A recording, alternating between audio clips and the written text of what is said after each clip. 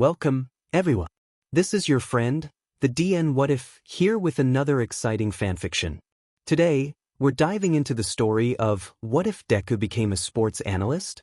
If you enjoy this video, don't forget to hit that like button and subscribe for more fanfiction content just like this. Now, let's get started with the fanfic. When Midoriya Izuku finished his studies at UA, he hadn't expected to end up here, rewatching boxing matches at half speed, scribbling notes in the margins of his textbooks. Becoming a sports analyst hadn't been part of the plan, but now he was a student all over again, learning how to read fights. He's 19 and in his second year of studying a sport performance analysis degree. Izuku, even as a child, always had a good eye on spotting the small things others didn't quite catch. Izuku had been fascinated by how people moved. The way a hand twitched before a punch, how someone shifted their weight when they were nervous. Back then it was just curiosity. Now, it was the reason he could predict a fight before it even started. In his first year of studying, Izuku found himself assigned to analyze the youngest and strongest boxer in Japan, Katsuki Bakugo. He quickly became Izuku's favorite. Those explosive punches, the relentless pace, the way he never backed down, it was mesmerizing. And those fiery eyes, always confident, almost daring the world to challenge him. Izuku admired the certainty he carried, even if it sometimes tipped into arrogance. Bakugo's ego was enormous, yes, but Izuku understood there was a reason behind it. A force that fueled every strike and every step in the ring. Between classes, Izuku spent his afternoons at a small gym, hunched over a laptop as he analyzed fight footage and scribbled notes. It wasn't glamorous work, but he liked knowing that the patterns he noticed could make a difference for less known and beginner fighters. Izuku lived with his best friend, Ochako Uraraka, whom he'd known since their days at UA. They'd grown up through the same training, the same lessons, and the same chaos, and even now, their bond was effortless. Uraraka had gone into professional boxing, her determination and speed earning her recognition in the ring, and Deku, ever the analyst, spent hours watching her fights. He didn't just cheer her on, he noted patterns, suggested adjustments, and offered strategies she might not have considered. Sometimes she groaned at his obsessive attention to detail, other times she admitted it made a real difference in her performance. Living together, sharing cramped evenings of tape and notes, had become routine, but there was a quiet comfort in it, a rhythm of trust and understanding that neither of them could find anywhere else. Uraraka had a girlfriend, Himiko Toga, a nurse with a mischievous streak and a way of making even the quietest evenings feel unpredictable. Toga sometimes came over to their apartment, filling it with laughter and the occasional chaos, but most of the time Uraraka stayed at Toga's place. I was closer to her boxing gym, and mornings were easier that way. Deku didn't mind. The apartment was quieter when Uraraka was gone, giving him space to focus on fight footage and notes. Still, he enjoyed the moments when the three of them were together, the energy Toga brought making their small apartment feel alive without ever being overwhelming. One evening, as Deku was hunched over his laptop, replaying footage from Bakugo's last fight, Bakugo's match is coming up against a powerful fighter, Kaido. He already watched some of the fighters' matches and had a pretty good idea of how the fight will go, but now he's watching Bakugo's recent fights to see if Bakugo changed anything in his fighting style or improvements. Uraraka leaned against the doorway, her feet tapping on the wood floors. "Hey," she said, a teasing edge in her voice. "Who do you think will win this match? I heard the opponent Bakugo will face is strong." Izuku froze for a second, not because he hadn't thought about it, but because Uraraka's casual question made it real. Someone was actually asking for his prediction about the youngest, strongest boxer in Japan. He swallowed. "Well," Izuku began, carefully choosing his words, "Bakugo is strong, but Kaido fights differently than he's used to. He's aggressive, but precise. He has a way of landing hits just when Bakugo thinks he's safe. If Bakugo pushes for big explosive punches too early, he might take some hits he isn't expecting." He paused, adjusting his glasses. "He'll probably still win, but those unexpected hits could slow him down if he doesn't pace himself." Izuku knew Kaido.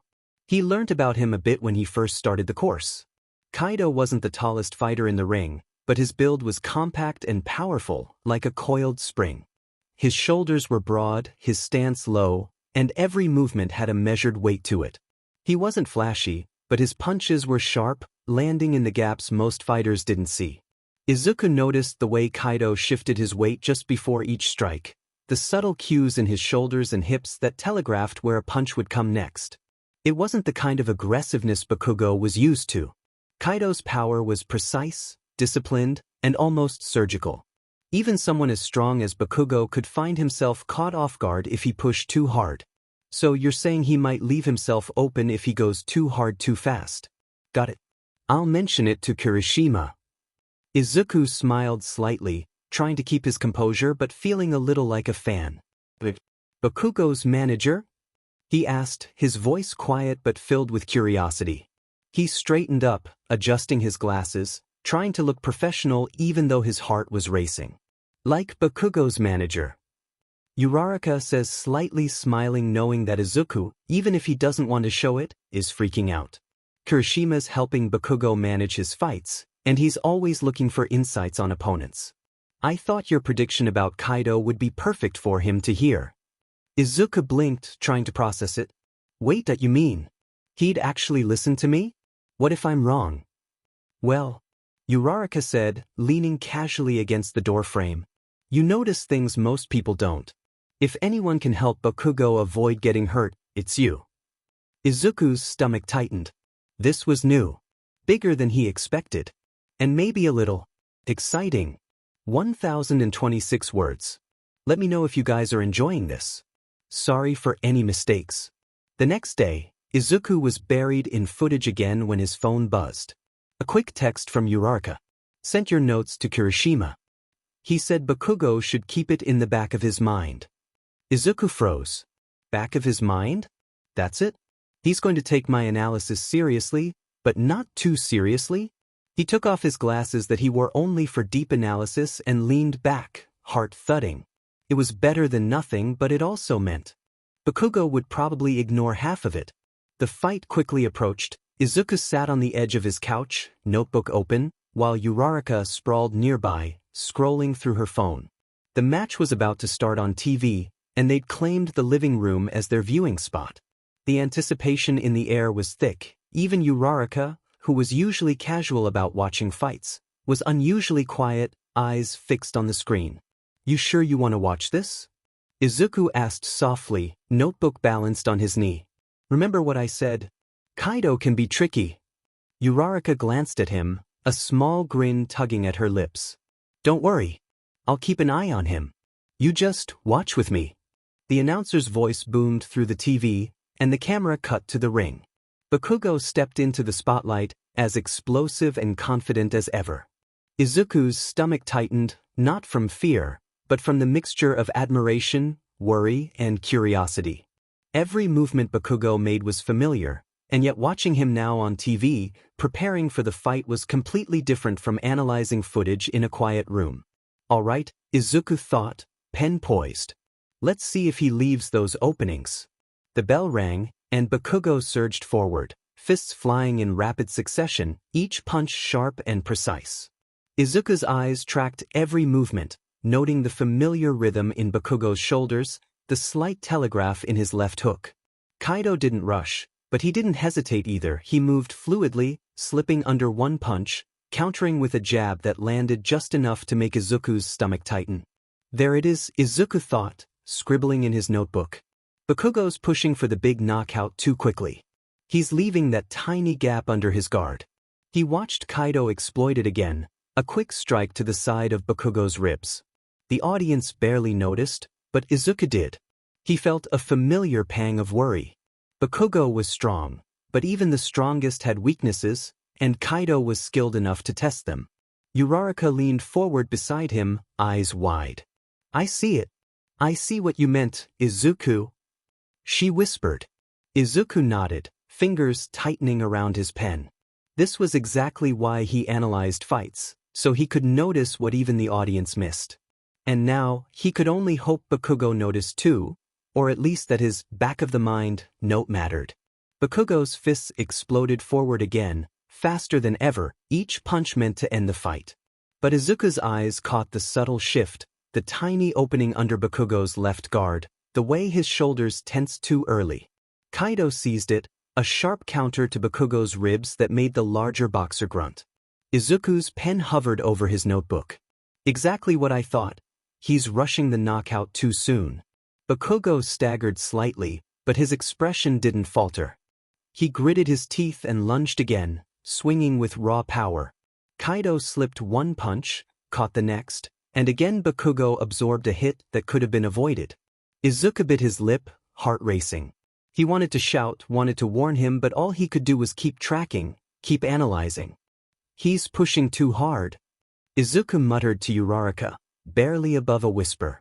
The first round ended and now they are taking a tiny break. If he doesn't adjust, he's going to pay for it.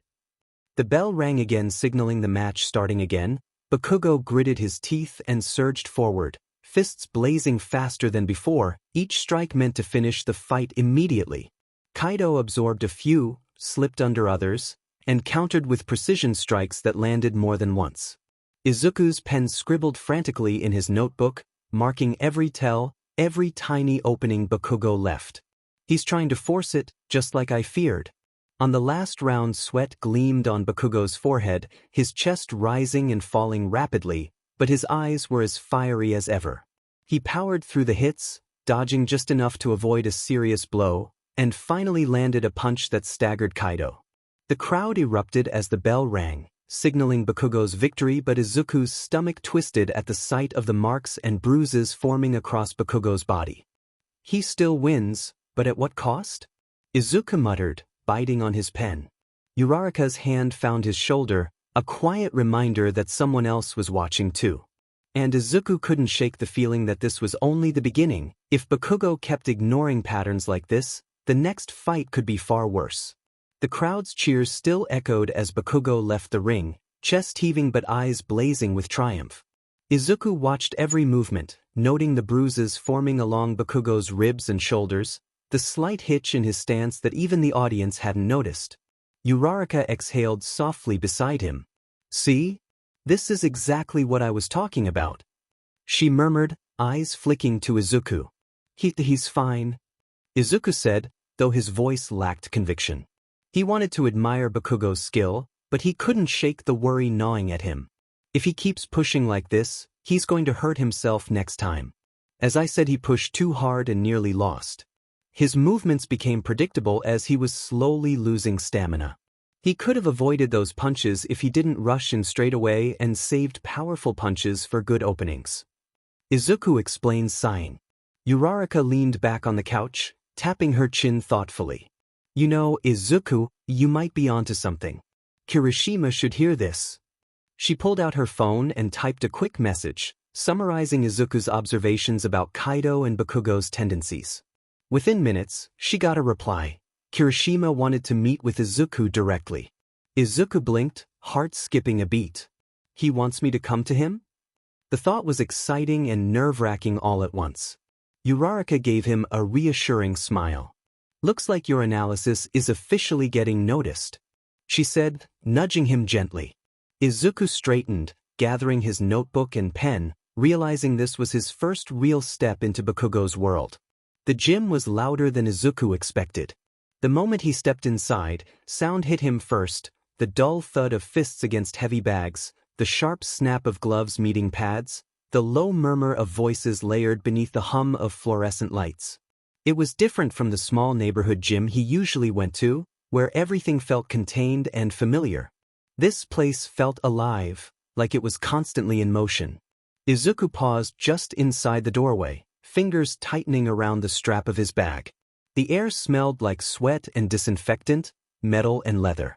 Chalk dust lingered faintly, clinging to the corners of the room. Fighters moved everywhere, skipping rope, shadowboxing, stretching, their bodies loose but focused, each of them wrapped in their own routine. No one paid attention to him, and somehow that made it worse. "Breathe," Izuku told himself. He adjusted his shirt, reflexively straightening his posture, and followed Uraraka further inside. She looked completely at ease here, greeting familiar faces with quick waves and easy smiles. This was her world.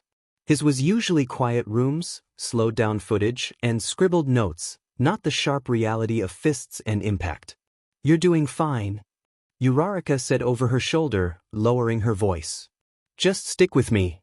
Izuku nodded, even though she couldn't see him.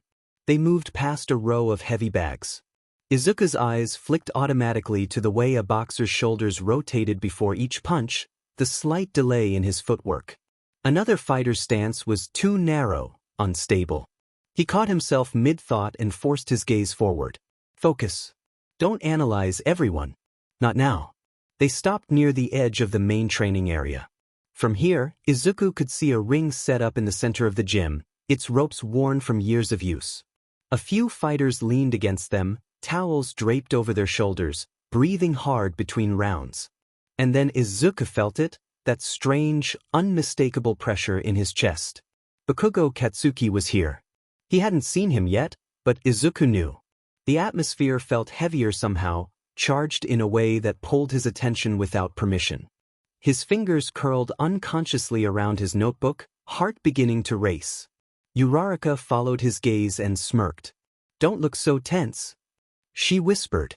"You're not going to be thrown into the ring." "I know," Izuku murmured, though his voice wobbled slightly. I didn't think it'd feel like this." He finally spotted him across the gym. Bakugo stood near one of the rings, sweat-darkened tank top clinging to his broad shoulders. His gloves hung loosely at his sides, chest rising and falling as he listened to someone speaking to him. Even at rest, he looked coiled, like he was holding back energy that refused to settle. Izuku's eyes tracked him automatically. Bakugo shifted his weight, not fully relaxed. His stance was wide, grounded, but there was tension in it, especially on his left side. Izuku swallowed. Ribs are still sore, he noted instinctively. He's compensating. It felt strange, unsettling, to notice that in real time, outside of a screen. "Hey," Uraraka said gently, nudging him. Earth to Izuku. Sorry," he said, tearing his gaze away. His cheeks felt warm. "I was just Dash." "I know," she said, softer now. "That's why you're here." She gestured toward a red-haired man approaching them, tall and solid, with an easy confidence in his stride. He wore a sleeveless hoodie, hands wrapped in tape, and he smiled as soon as he spotted Uraraka. "Kirishima," she called. Izuku's breath caught. "That's him. Eijiro Kirishima. Bakugo's manager. The one who'd read his notes. The one who'd asked to meet him." Kirishima stopped in front of them, grin wide and genuine. "Uraraka. Good to see you," he said, then glanced at Izuku, curiosity sharp in his eyes. "And you must be Midoriya." Izuku stiffened, then bowed slightly without thinking. "Wise. Midoriya Izuku," he said quickly. "Thank you for meeting me, sir. I mean Kirishima." Kirishima laughed, loud and easy. "Relax, man. No need to bow," he said, waving a hand. "Anyone Uraraka vouches for is cool with me."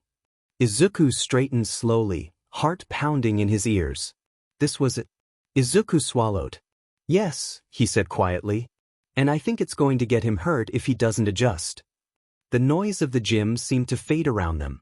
And somewhere behind Kirishima, Bakugo turned his head, fiery eyes narrowing just a fraction, as if he'd felt something shift. Kirishima didn't look offended. If anything, he looked interested. He tilted his head slightly, eyes sharp but not unkind, and uncrossed his arms. Around them, the gym continued its relentless rhythm, gloves thudding against pads, ropes creaking, voices calling out counts, but Kirishima's focus stayed firmly on Izuku. "That's a pretty bold thing to say," he said.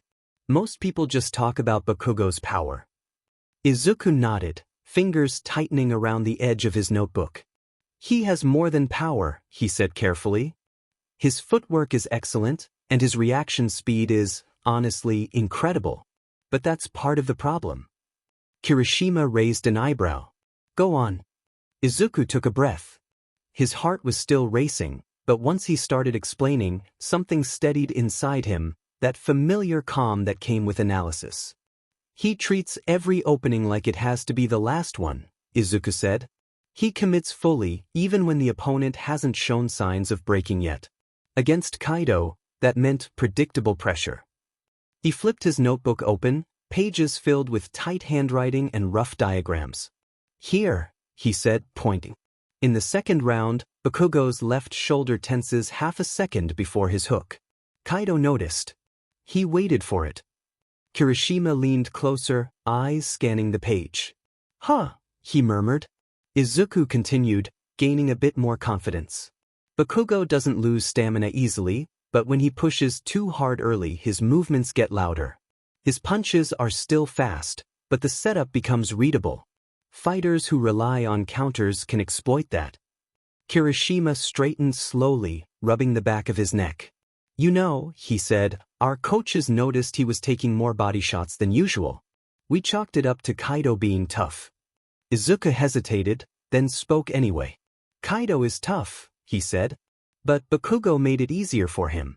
If he'd slowed the pace in the first round, just slightly, he could have forced Kaido to open up first. For a moment, Kirishima didn't respond. Izuku's stomach twisted. Did I overstep? Then Kirishima laughed, quieter this time, thoughtful rather than amused. Man, he said, you really don't sugarcoat it. Izuku flushed. Sorry. I'm not trying to criticize him unfairly. I don't want him to get hurt. That earned him a long look. You worried about him? Izuku blinked, surprised by the question. As an analyst, he said quickly. I worry about all fighters. Patterns like that tend to get punished the longer they go unnoticed. Kirishima nodded slowly. That's fair. He glanced over Izuku's shoulder, toward the ring. Izuku followed his gaze without meaning to. Bakugo was back at the heavy bag now, gloves slamming into it with sharp, explosive force. Sweat dripped down his neck, jaw clenched as if he were fighting something more than the bag in front of him. Izuku noticed it immediately. He's favoring his right side, he said quietly. Kirishima stiffened. What? Izuku hadn't meant to say it out loud. His hand tightened around his notebook. His left doesn't rotate as fully, he explained. Just a little. It's probably still sore from the fight. Kirishima exhaled through his nose. DMN, he muttered. You caught that fast. Izuku's gaze dropped. Sorry. Habit. Kirishima studied him again, more seriously now. You're what, 19? Yes, Izuku said. Second year. And you've never worked with a pro team before? No, sir. Kirishima hummed, arms crossing again, not defensively, but thoughtfully. You don't talk like someone guessing, he said. You talk like someone who's already seen the consequences. Izuku swallowed. I've seen what happens when fighters rely on one's strength too long, he said softly. Even great ones. Kirishima was quiet for a few seconds, then sighed. Bakugo hates being told to slow down, he said. Always has. He equates control with dominance. Izuku's eyes widened slightly. That's exactly it, he said, a spark of excitement cutting through his nerves. He doesn't need to lose aggression, just redirect it. If he forced opponents to react first, he'd take less damage and still control the fight. Kirishima stared at his excitement. Then he grinned. Okay, he said. I'm convinced. Izuku froze. Really? Yeah, Kirishima said. But here's the thing. He lowered his voice slightly. If you tell Bakugo this directly right now, he'll tear your head off. Izuku let out a shaky laugh. I figured. So, Kirishima continued, we're gonna do this carefully. I'll bring up the adjustments. Not your name. Not yet. Izuku hesitated. Part of him was relieved. Another part felt strangely disappointed. Is that okay? He asked. For now, Kirishima said. But I want you around. Izuku's breath caught. Around? Yeah, Kirishima said. Sit in on training sometimes. Take notes. See how Bakugo adapts when things don't go his way. Izuku nodded slowly, heart pounding. I can do that, he said. I'd like to. Kirishima smiled, clapping him on the shoulder. Good. Welcome to the chaos, Midoriya. As if on cue, the sound of Bakugo's gloves hitting the bag stopped abruptly. Izuku looked up just in time to see Bakugo turn fully toward them, eyes narrowed, gaze sharp and assessing. He wiped sweat from his brow with the back of his glove, jaw tight. "What are you talking about over there?" His voice cut through the noise of the gym like a blade. Izuku's breath caught. Kirishima turned with an easy grin. "Just scouting, man." Bakugo's eyes flicked to Izuku. Lingering. Measuring. Izuku felt it like pressure against his chest, the moment Bakugo noticed him, really noticed him. And for the first time, Bakugo Katsuki didn't look away. Bakugo's gaze stayed fixed on Izuku, sharp and unyielding. Izuku felt it immediately, that crushing pressure, like being pinned in place by sheer intensity. Up close, Bakugo was even more overwhelming than he'd looked on screen. Sweat clung to his skin, muscles still tense from training, eyes blazing with restless energy. "What?" Bakugo repeated, voice rough. "Are you staring at?" Izuku stiffened. I wasn't Dash." He stopped himself, straightened and swallowed. Running now would only make things worse. Sorry. Habit." Bakugo scoffed. "Habit's my butt." Kirishima stepped in easily, sensing the shift. "Relax, man. This is Midoriya, the analyst I told you about." Bakugo's eyes snapped back to Kirishima. "Analyst." The word clearly didn't impress him. "That kid." Bakugo said flatly. "You interrupted my training for that?" Izuku's ears burned, but he forced himself to speak. "I'm not trying to interrupt," he said, voice quiet but steady. "I just noticed a few things during your last fight." Bakugo laughed short, sharp, humorless. "Oh, you noticed?" he said. "From your couch." Izuku flinched, but didn't back down. "Yes," he said. "From footage. Frame by frame." Bakugo stepped closer. Izuku's heart hammered, but his eyes didn't drop. "You rushed the knockout," Izuku continued. "You went all in before Kaido showed signs of breaking. That's why you kept taking body shots, especially on your left." Silence. Bakugo's jaw tightened. "That's so?"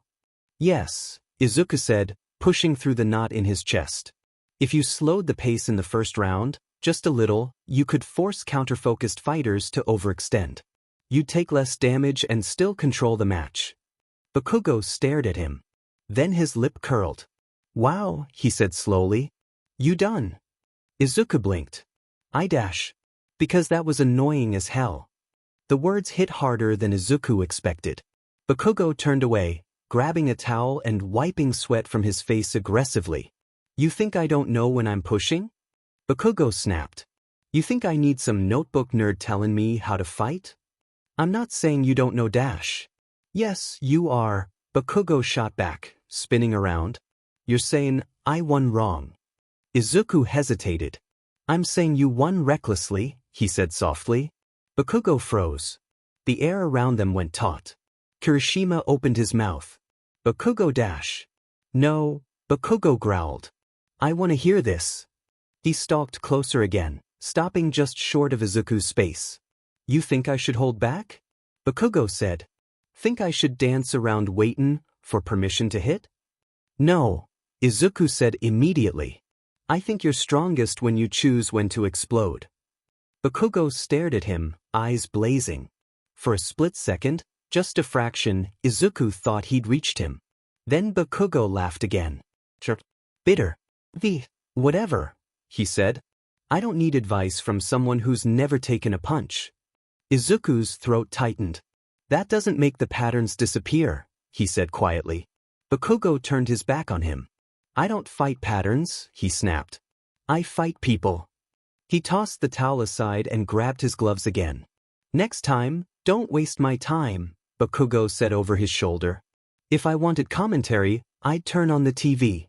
He stormed back toward the bag, slamming his fists into it with renewed force. The thud echoed through the gym. Izuku stood frozen, heart racing, chest tight. Kirishima sighed. "Yeah," he muttered.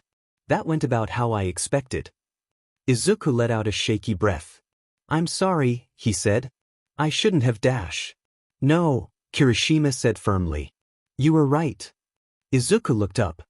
"He just hates hearing it," Kirishima continued, eyes flicking. "Toward Bakugo. especially when it comes from someone younger. Or smarter. Izuku winced slightly. Bakugo's punches grew faster, harsher, but Izuku noticed it anyway. His left side still didn't rotate fully. He was still compensating. And whether Bakugo liked it or not, Izuku knew one thing for certain now. Bakugo had hurt him. And that made all the difference. The gym slowly returned to its usual rhythm. Bakugo's fists continued to slam into the heavy bag, each impact sharp and unforgiving, like he was trying to drown out everything that had just been said. Sweat dripped from his jaw, his breathing harsh, uneven, but Izuku noticed it anyway. The slight hitch in his stance. The guarded rotation on his left. Even now, he wasn't adjusting. Izuku forced his gaze away.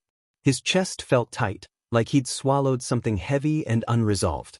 He hadn't expected Bakugo to agree, not really, but the outright dismissal still stung more than he wanted to admit. Maybe I overstepped, he thought. Maybe I pushed too hard. Kirishima glanced at him, then sighed. Don't let it get to you, he said quietly. He reacts like that when he feels cornered. I wasn't trying to corner him, Izuku said. His voice came out softer than he meant it to. I just wanted him to see the risk. Kirishima nodded. Yeah. And he did, he said. Even if he won't admit it.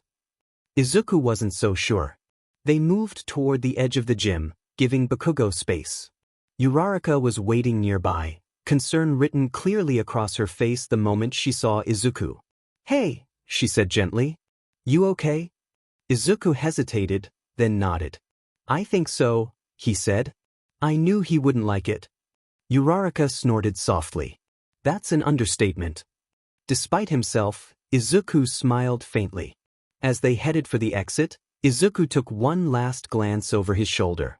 Bakugo was still there, shoulders tense, eyes burning with focus as he drove his fists into the bag again and again. But something about his movements felt different now, sharper, more deliberate, like he was fighting more than just the weight of the bag. Izuku's fingers curled around his notebook. He heard me, Izuku thought. Even if he hated it, the thought was oddly comforting. Outside, the cool air hit Izuku's face, easing the tightness in his chest just a little. He looked up at the sky, mind already replaying the encounter, analyzing every word, every reaction, not for a fight this time, but for understanding. Bakugo Katsuki didn't want his advice. That didn't mean he didn't need it. And whether Bakugo liked it or not, Izuku had a feeling this wouldn't be the last time their paths crossed. Not even close. The gym felt different today.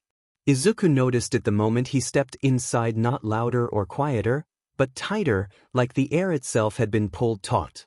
The usual rhythm of training was there, gloves snapping against pads, ropes whispering under jumping feet, voices calling out counts. But something underneath it all felt sharp, restless. It's been 2 days since he last had the awkward encounter with Bakugo, and Kirishima asked Uraraka to invite Izuku back today. Bakugo was already in the ring. Izuku hadn't meant to look for him. He told himself that as his eyes found Bakugo anyway, drawn in by instinct more than intention. Bakugo was sparring, movements explosive as ever, sweat sitting down his temples, jaw set hard. His punches cracked through the air with frightening force. But Izuku saw it immediately. The hesitation was still there. Not obvious. Bakugo never let things be obvious but present. A fraction of delay before his left rotated fully. A subtle shift of weight that put more strain on his right side. He was compensating again. Izuku's fingers curled around his notebook. He didn't move closer. Didn't write anything down. Just watched. Kirishima stood ringside, arms crossed, eyes sharp. When Bakugo finished the round, Kirishima tossed him a towel. Bakugo caught it and dragged it across his face, breathing hard, shoulders tense like he was bracing for a hit that hadn't come yet.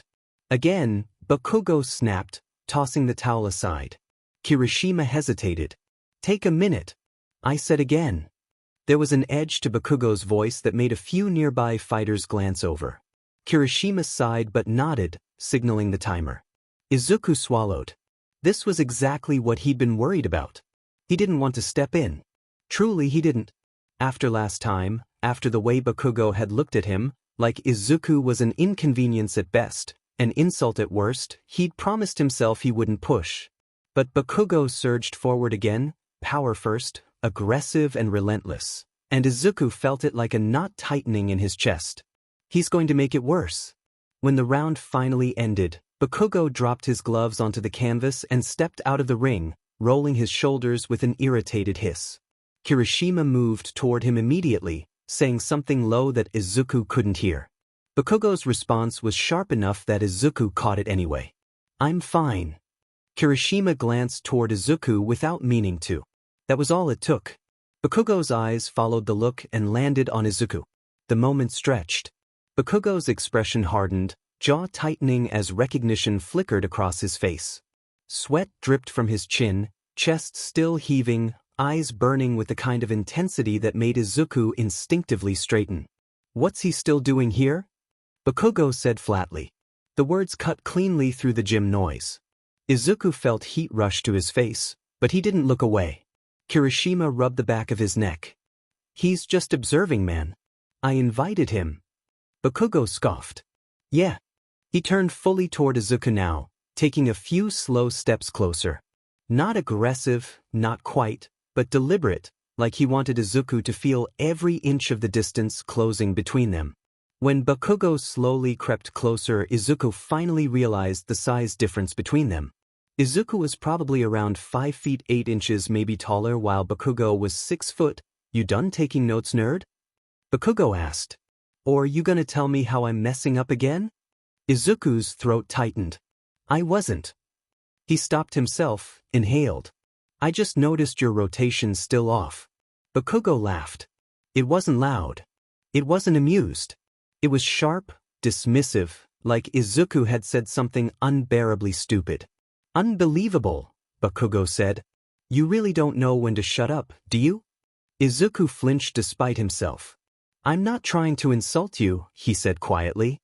"I'm trying to help." "That's the problem," Bakugo snapped. "I didn't ask for your help." Kirishima stepped in. "Bakugo dash." "No," Bakugo said, holding up a hand without looking away from Izuku. "I'm real curious." He tilted his head, eyes narrowing. "What makes you think you get to help me?" The question hit harder than Izuku expected. Izuku hesitated, then forced the words out. "Because I can see what you can't. Sometimes." Bakugo stared at him. Then his expression twisted. "Oh, you can see?" he said slowly. "From the sidelines?" Izuku's hands clenched at his sides. "Yes," he said. "From footage. From patterns. From dash. From never getting hit." Bakugo cut in. The words landed like a punch. "You ever been in a ring?" Bakugo continued, voice rising just enough for others nearby to hear. "Ever had someone try to break you down for 12 rounds straight?" Izuku swallowed hard. "No. Didn't think so," Bakugo said. "So don't act like you know my body better than I do." "I'm not saying you don't know your body," Izuku said, voice shaking now despite his effort to steady it. "I'm saying you're ignoring warning signs." Bakugo stepped closer. "You want to know what I see?" he said. "I see someone who hides behind slow-motion replays and notebooks because it's safer than actually fighting." Izuku's breath caught. "That's not dash. You analyze because you're scared," Bakugo went on, relentless now. "You sit there pointing out flaws because you don't have the guts to step into the ring yourself." Silence spread outward from them. Kirishima looked openly uncomfortable now. "Bakugo, that's dash." "Stay out of it," Bakugo snapped. Izuku felt like the floor had dropped out beneath him. He'd been insulted before. Dismissed. Talked down to. But this was different. Bakugo wasn't just rejecting his analysis, he was rejecting him. "I'm not scared," Izuku said softly. Bakugo laughed again. "Sure you're not." He turned away, grabbing his gloves and slinging them over his shoulder. "Here's some analysis for you," Bakugo said over his shoulder. "Stick to school. Watch from your couch. Leave real fights to people who can actually handle them." Izuku stood frozen. "Bakugo," Kirishima said sharply now. "That was uncalled for." Bakugo paused at the edge of the ring. "For the record," he said without turning around, "I don't need help. Especially not from some second-year student playing pretend." Then he walked away. The sound of his footsteps faded into the rest of the gym's noise, like nothing important had happened at all. Izuku exhaled slowly, chest tight, fingers trembling. He hadn't said anything wrong. He knew that. But knowing it didn't stop the sting. Kirishima turned to him, face tight with frustration and regret. "I'm sorry," he said quietly. Izuku shook his head once. "It's fine," he said, even though it wasn't. "I shouldn't have pushed." He gathered his notebook, grip firm despite the ache in his chest. "I'll head out," Izuku added. As he walked toward the exit, he didn't look back. But he could still feel Bakugo's presence in the gym. Loud, burning, and painfully, stubbornly human. The door closed behind Izuku with a soft click. The sound felt louder than it should have. Outside, the air was cooler, the sharp scent of disinfectant and sweat replaced by concrete and rain-soaked pavement. Izuku stood there for a moment, his hands still on the door, chest rising and falling as if he'd just finished a round himself. He hadn't realized how tense he'd been until now. His fingers trembled slightly as he adjusted the strap of his bag. He told himself it was just leftover adrenaline, just his body catching up. That was easier than admitting how much Bakugo's words had lodged under his skin. "Stick to school. Watch from your couch." Izuku closed his eyes briefly. He'd heard worse before. He knew how to be dismissed. But this had been personal in a way he hadn't prepared for. Footsteps approached from behind him. Izuku turned. Kirishima stood a few feet away, his usual easy confidence dulled, shoulders tense beneath his sleeveless hoodie. He looked tired, not physically, but in the way someone looks when they've watched the same problem repeat itself too many times. "I figured you'd head out," Kirishima said. Izuku nodded. "Yeah. I didn't want to linger." There was an awkward pause. Kirishima rubbed the back of his neck.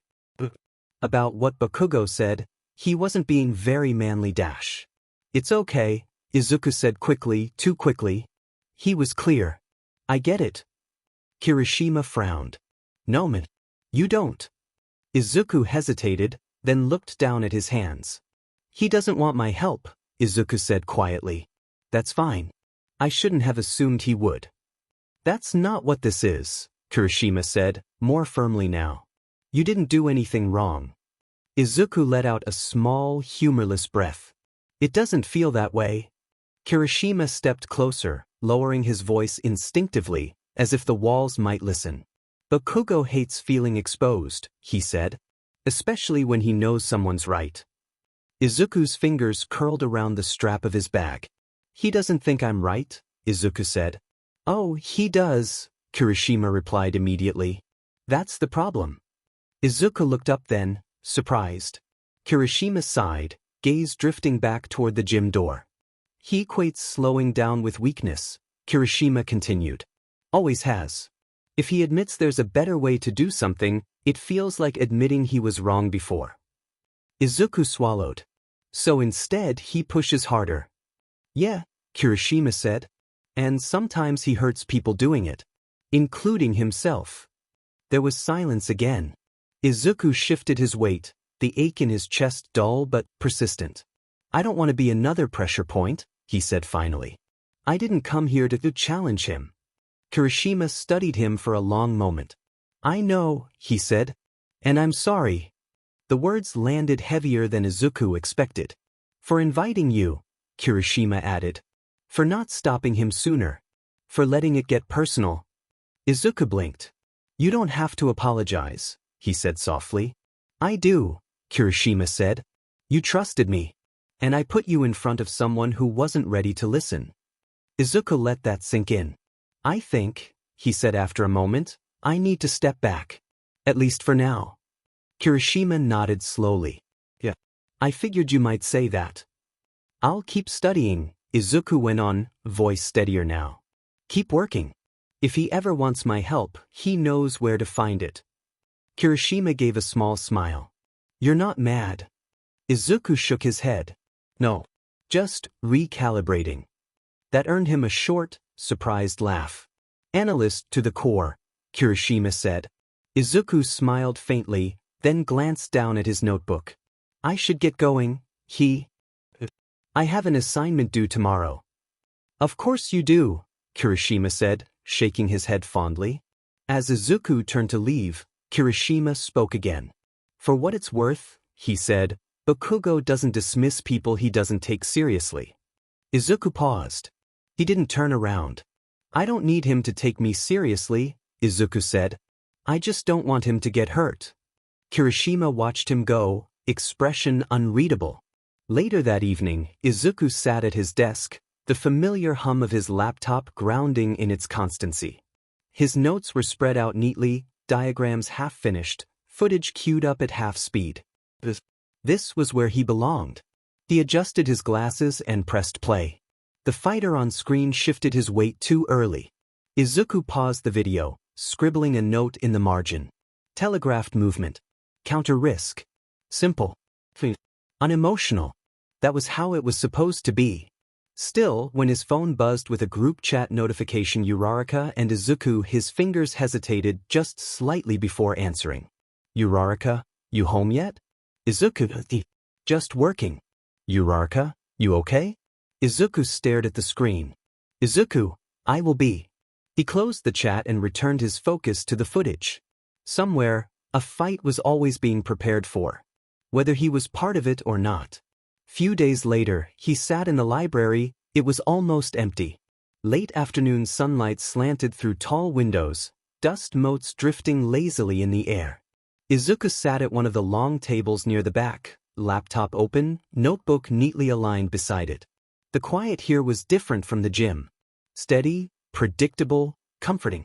He adjusted his glasses and paused the video. On screen, two amateur fighters circled each other in a regional bout. Izuku leaned closer, replaying the last exchange at half speed. One fighter shifted his weight too early, shoulders tightening just a fraction before his punch. There, Izuku murmured under his breath. His pen moved quickly, telegraphing left. Vulnerable to counter. This was what he'd been trying to remind himself all day. This was enough. Classes had resumed their familiar rhythm. Lectures on biomechanics, assignments on performance metrics, group discussions dissecting fight data until the numbers blurred together.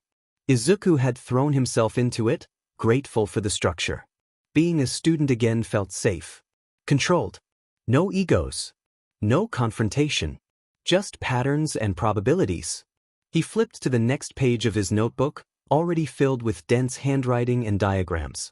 The work grounded him, kept his thoughts from drifting back to the gym, to sharp words and sharper eyes. He was halfway through annotating a sequence when voices drifted in from the next table over. Can't believe they booked that match. Izuku's pen slowed. Yeah, it's huge. Risky, though. He didn't look up. He didn't need to. The name still cut through the air like a hook. Bakugo. Izuku's grip tightened around his pen. He kept his gaze fixed on the page, heart thudding a little faster despite himself. Apparently it's his toughest opponent yet, the voice continued. That guy's a monster. All pressure, crazy endurance. Bakugo doesn't back down from pressure. No, but that's kind of the problem, isn't it? Izuku's pen stilled completely. The conversation continued. Speculation, excitement, the casual way people talked about fighters like outcomes were guaranteed. Izuku listened without meaning to, each word slotting into place like pieces of a puzzle he hadn't wanted to assemble. A big match. A dangerous opponent. A style that punished overcommitment. Izuku closed his eyes briefly. Of course. Of course this was the fight Bakugo would take. The voices eventually faded as the students packed up and left, their discussion dissolving into footsteps and the rustle of backpacks. The library returned to its quiet hum. Izuku exhaled slowly. He looked down at his notebook. Blank page. For a moment, his fingers hovered over the paper. Then, carefully, deliberately, he wrote the name anyway. K. Bakugo. Just beneath it in smaller letters. Upcoming match unknown variables. He didn't add anything else. Not yet. He closed the notebook a moment later, slipping it back into his bag as if sealing the thought away. There was work to do. Other fighters to analyze. Other patterns that needed attention. Still, as he packed up his things and slung his bag over his shoulder, the sense of distance didn't feel as final as he'd told himself it would. Somewhere, Bakugo was training. Somewhere, a fight was taking shape. And whether Izuku wanted to be involved or not, the patterns were already forming. Time didn't stop just because Izuku stepped back. Weeks passed, then another, the days folding neatly into routine. Classes, assignments, part-time analysis work for smaller gyms, the kind of fighters who listened closely, who asked questions and took notes the way Izuku did. He learned their habits quickly, learned how to phrase feedback so it landed instead of cutting. He learned when to speak, and when not to. Uraraka noticed the shift before Izuku did. "You're getting sharper," she said one evening, perched on the arm of the couch as Izuku replayed footage on his laptop. Not just with the analysis. With people. Izuku blinked, glancing up. "What do you mean?" She shrugged. "You don't rush anymore. You let things breathe." Izuku hummed thoughtfully, eyes drifting back to the screen. He paused the video, circling a misstep in red. "I guess," he said. "Patterns take time." He didn't say Bakugo's name. He didn't need to. Still, sometimes, usually late at night, Izuku caught himself pulling up public footage. Training clips. Short interviews. Anything that might show movement instead of words. Bakugo looked the same. Explosive. Confident. Untouchable. But Izuku noticed the differences anyway. Shorter combinations. Less early overcommitment. A half-step delay before full power. Not enough to be obvious. Enough to matter. He never wrote it down. The message came on a Tuesday. Izuku was in the middle of annotating a sparring session when his phone buzzed on the desk beside him. He almost ignored it. His focus was deep enough that outside noise felt distant, but the name on the screen made his breath hitch. Kirishima Eijiro. Izuku stared at it for a full second before answering. "Kirishima, hey, you got a minute?" Izuku hesitated. "Izuku, what's up?" The typing indicator appeared. Disappeared. Appeared again. "Kirishima, we've got a big match coming up. Bigger than the last one." Izuku's fingers stilled over the "Izuku, I heard." The pause. "Kirishima, I know you would." Another pause, longer this time. "Kirishima, look, I know you said you were stepping back. I get that. Kirishima, but I was wondering if you'd be willing to take a look at something." Izuku leaned back in his chair, heart starting to pound in a way he hadn't felt in weeks. "Izuku, what kind of something?" Kirishima, training footage. Sparring sessions. No pressure.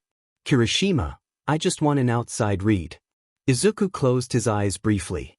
This was different. Kirishima wasn't asking him to confront Bakugo. Wasn't asking him to step into the gym. Wasn't asking him to convince anyone of anything. Just to see. "Izuku, does Bakugo know?" The typing indicator froze. Then disappeared. A few seconds later. "Kirishima, he knows I'm getting another perspective. Kirishima, that's all I'm gonna say." Izuku exhaled slowly. He thought of the library. Of the blank page. Of the patterns forming whether he touched them or not. "Izuku, okay." The reply came almost immediately. "Kirishima, seriously?" "Izuku, I'll analyze it. No guarantees beyond that." "Kirishima, that's all I'm asking for." A link followed. Several files. Izuku stared at them, pulse steady but heavy. "Hey, Uraraka," he called. She leaned into the doorway, arms crossed loosely. "What's up?" Izuku turned his laptop slightly so she could see the sender. Her eyebrows rose. "Well," she said. "That didn't take long." Izuku gave a small, wry smile. "Guess not." Uraraka studied him for a moment. "You don't have to do this, you know." "I know," Izuku said. He clicked the first video open. Bakugo appeared on screen, mid-spar, sweat-drenched and focused, movements sharp and deliberate. Izuku leaned forward instinctively, analyst brain sliding into place like it had never left. And there it was. Control. Not restraint. Bakugo would never call it that, but choice. He didn't explode at the first opening. He waited. Drew his opponent in. Punished mistakes instead of forcing them. Izuku's pen hovered over the page. The move. Uraraka watched quietly from the doorway, a soft smile tugging at her lips. "He listened," she said gently. Izuku didn't answer right away. He adjusted, he said instead. Not completely. But enough. He paused the footage, circling a moment where Bakugo had almost overcommit and didn't. Izuku swallowed. He didn't know whether Bakugo would ever admit it. But the evidence was right there on the screen. Izuku didn't rush his analysis. He never did. The footage played in careful loops, moments slowed and replayed until patterns emerged as clearly as lines on a graph. He filled pages with notes, angles, timing, spacing, each detail stacking neatly on top of the last. Bakugo was different. Not calmer. Not gentler. But more deliberate. He's choosing when to explode, Izuku said quietly, breaking the silence. Uraraka came up to Izuku, glancing over his shoulder. That sounds new. It is, Izuku replied. He still pressures early, but he doesn't commit fully unless his opponent reacts first. He tapped his pen against the page. That alone reduces how many counters he takes. He switched to another clip. His opponent relies on wearing people down, Izuku continued. Heavy guard, lots of forward pressure. He wants Bakugo to burn out trying to break through. Uraraka nodded slowly. So what happens instead? Izuku's eyes stayed on the screen. Bakugo lets him come in, he said. Punishes the overextension. Body shots first, controlled ones, then head once his guard drops. He paused the footage again. There's still a risk, Izuku admitted. If Bakugo gets impatient, he'll open himself up. But if he sticks to this pace... He didn't finish the sentence. Uraraka smiled. He wins. Izuku nodded once. His phone buzzed. Kirishima, what are you seeing? Izuku typed carefully. Izuku, Bakugo's adjusted his pacing. Not fully, but enough to matter. Izuku, if he controls the first 2 rounds and lets the opponent press, he can force mistakes. Izuku, biggest risk is impatience. If he rushes the knockout, he'll take unnecessary damage. The reply came a minute later. Kirishima, that lines up with what we're worried about. Kirishima, anything specific to watch for? Izuku glanced at his notes. Izuku, watch his left rotation. If it stays clean, he's in control. If it tightens early, he's pushing. 3 dots. Kirishima, got it. Thanks, Midoriya. Izuku set his phone down. Uraraka studied him. You sound sure. I'm, Izuku said. Not about everything. Just this. She nudged his leg with her foot. You've earned that. Izuku smiled faintly, eyes returning to the paused frame of Bakugo mid-motion, powerful, focused, on the edge of something sharper than raw force. He doesn't need to change who he is, Izuku said softly. He just needs to trust himself enough to wait. Outside, the evening settled in quietly. The fight was coming. By the time the broadcast countdown appeared on the screen, the apartment had settled into its usual stillness. The lights were dimmed, the only real glow coming from the television and the lamp in the corner that Uraraka always insisted on leaving on. Izuku sat at his usual spot on the couch, notebook balanced on his knee, pen tucked between his fingers out of habit more than necessity. The cover was worn now, pages softened by constant use, a small testament to how much of himself he'd poured into understanding the way people moved and fought. Uraraka curled up beside him, legs tucked beneath her, shoulder pressed lightly against his arm. It was a familiar closeness, one that didn't need acknowledgement to exist. She handed him a bowl of snacks without looking, her attention already on the screen as the pre-fight commentary droned on about records, reputations, and rivalries built on soundbites rather than substance. Izuku listened with half an ear. His focus was elsewhere.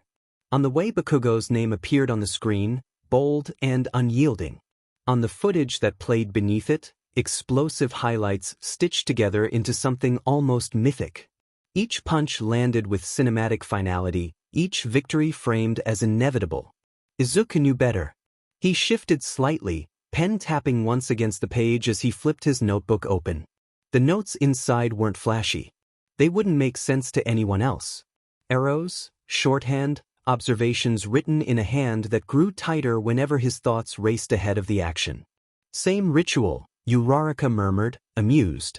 Izuku huffed quietly. It helps me focus. She smiled, soft and fond, then leaned her head against his shoulder. You're allowed to just watch too, you know. I know, he said. Still, he didn't close the notebook. The commentators shifted tone as the undercard wrapped up, anticipation thickening with every passing second. The crowd noise bled through the speakers, a low, restless hum that set Izuku's nerves on edge. He could almost feel it, the energy Bakugo thrived on, the pressure that sharpened him into something dangerous. Izuku inhaled slowly. Somewhere behind the cameras and the spectacle, Bakugo would be warming up, wrapping his hands, rolling his shoulders, scowling at anyone who talked too much. Izuku pictured it easily, the movements as familiar to him as his own. The irony wasn't lost on him. I think he's ready, Izuku said quietly. Uraraka tilted her head. Yeah. He's not just stronger, Izuku continued. He's smarter about it. Even if he won't admit why. Uraraka didn't comment on that. She didn't need to. The screen flickered, switching to a live shot of the arena tunnel. The roar of the crowd swelled, drowning out the commentary as the fighters were introduced. Izuku's pen stilled mid-motion. Bakugo stepped into frame. He looked exactly like himself, sharp-eyed, coiled tight, intensity radiating off him like heat. But Izuku noticed the subtle things. The steadier breathing. The way his hands flexed once, then relaxed. The controlled stillness before the storm. Izuku felt his chest tighten. This wasn't just a fight anymore. It was proof of growth Bakugo would never name. Of words that had landed even after being rejected. Of patterns continuing whether either of them acknowledged them or not. The bell hadn't rung yet. Izuku leaned forward slightly, notebook forgotten for the moment, eyes fixed on the screen. Uraraka squeezed his hand once, grounding and sure. Whatever happened next, Izuku knew this much. Bakugo wasn't fighting alone. And neither was he. The roar of the crowd spilled through the speakers the second Bakugo stepped into the ring. Izuku leaned forward automatically, elbows resting on his knees, notebook already open despite Uraraka's quiet sigh beside him. The screen caught Bakugo in sharp relief. Shoulders squared, jaw set, eyes burning with familiar intensity. Even through the broadcast, Izuku could see how tightly coiled he was. Too tight. The bell rang. Bakugo surged forward immediately. Izuku's pen twitched. Fast start, one of the commentators said, voice rising with excitement. Bakugo wasting no time. Izuku didn't answer. His eyes tracked Bakugo's feet, the way his weight shifted aggressively toward the front of his stance. The first combination landed clean enough, forcing the opponent back, but Izuku felt his stomach knot. He's committing early.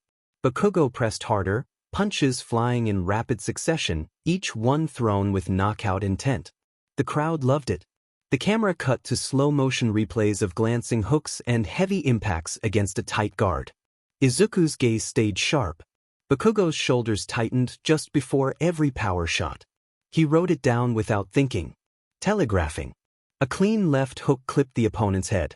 Bakugo followed it immediately, stepping in too close, loading up again. Wait, Izuku murmured. The follow-up hit forearms instead of jaw. Bakugo didn't slow. He lunged again, chasing the opening instead of letting it come back to him. Izuku's grip tightened around his pen as the opponent stayed upright, absorbing the damage, retreating with maddening patience. That's what he does, Izuku thought. He wears people down. A sharp counter snapped Bakugo's head back. Izuku inhaled sharply. The commentators barely reacted, still praising Bakugo's pressure, but Izuku saw the ripple of surprise move through Bakugo's stance, the split-second recalibration before he pushed forward again. He's rushing, Izuku said quietly, mostly to himself. Uraraka glanced at him but didn't interrupt. Bakugo drove forward again, heavier now, less precise. His breathing was already audible, shoulders rising and falling faster than they should have been this early. Izuku flipped to a new page, pen moving quickly. Energy expenditure too high. Guard dropping after combos. A body shot slipped through Bakugo's defense, digging into his side. Izuku winced. Bakugo responded instantly, forcing a clinch, refusing to give ground. The referee broke them apart, and for a brief moment, Bakugo stood still. Chest heaving, eyes blazing. He hates this part, Izuku thought. He hates waiting. The camera zoomed in as they reset. Izuku could see the tension in Bakugo's jaw, the way his fists clenched too tightly inside his gloves. He knew that look. It was the one that came right before Bakugo tried to end things by force. "Bakugo wants the knockout," the commentator said, almost reverent. "You can feel it." Izuku swallowed. "So does his opponent," he whispered. The bell hadn't rung. The round stretched on, every second dragging as Bakugo lunged forward again, power first, control second. Izuku's notes blurred slightly as his pulse picked up. This was exactly what he'd warned about. And Bakugo, right now, had no intention of listening. The first round was ending, and Izuku's stomach twisted. Bakugo had started strong, explosive, precise, terrifying to watch, but now the cracks were starting to show. His punches, still fast, weren't landing with the same authority.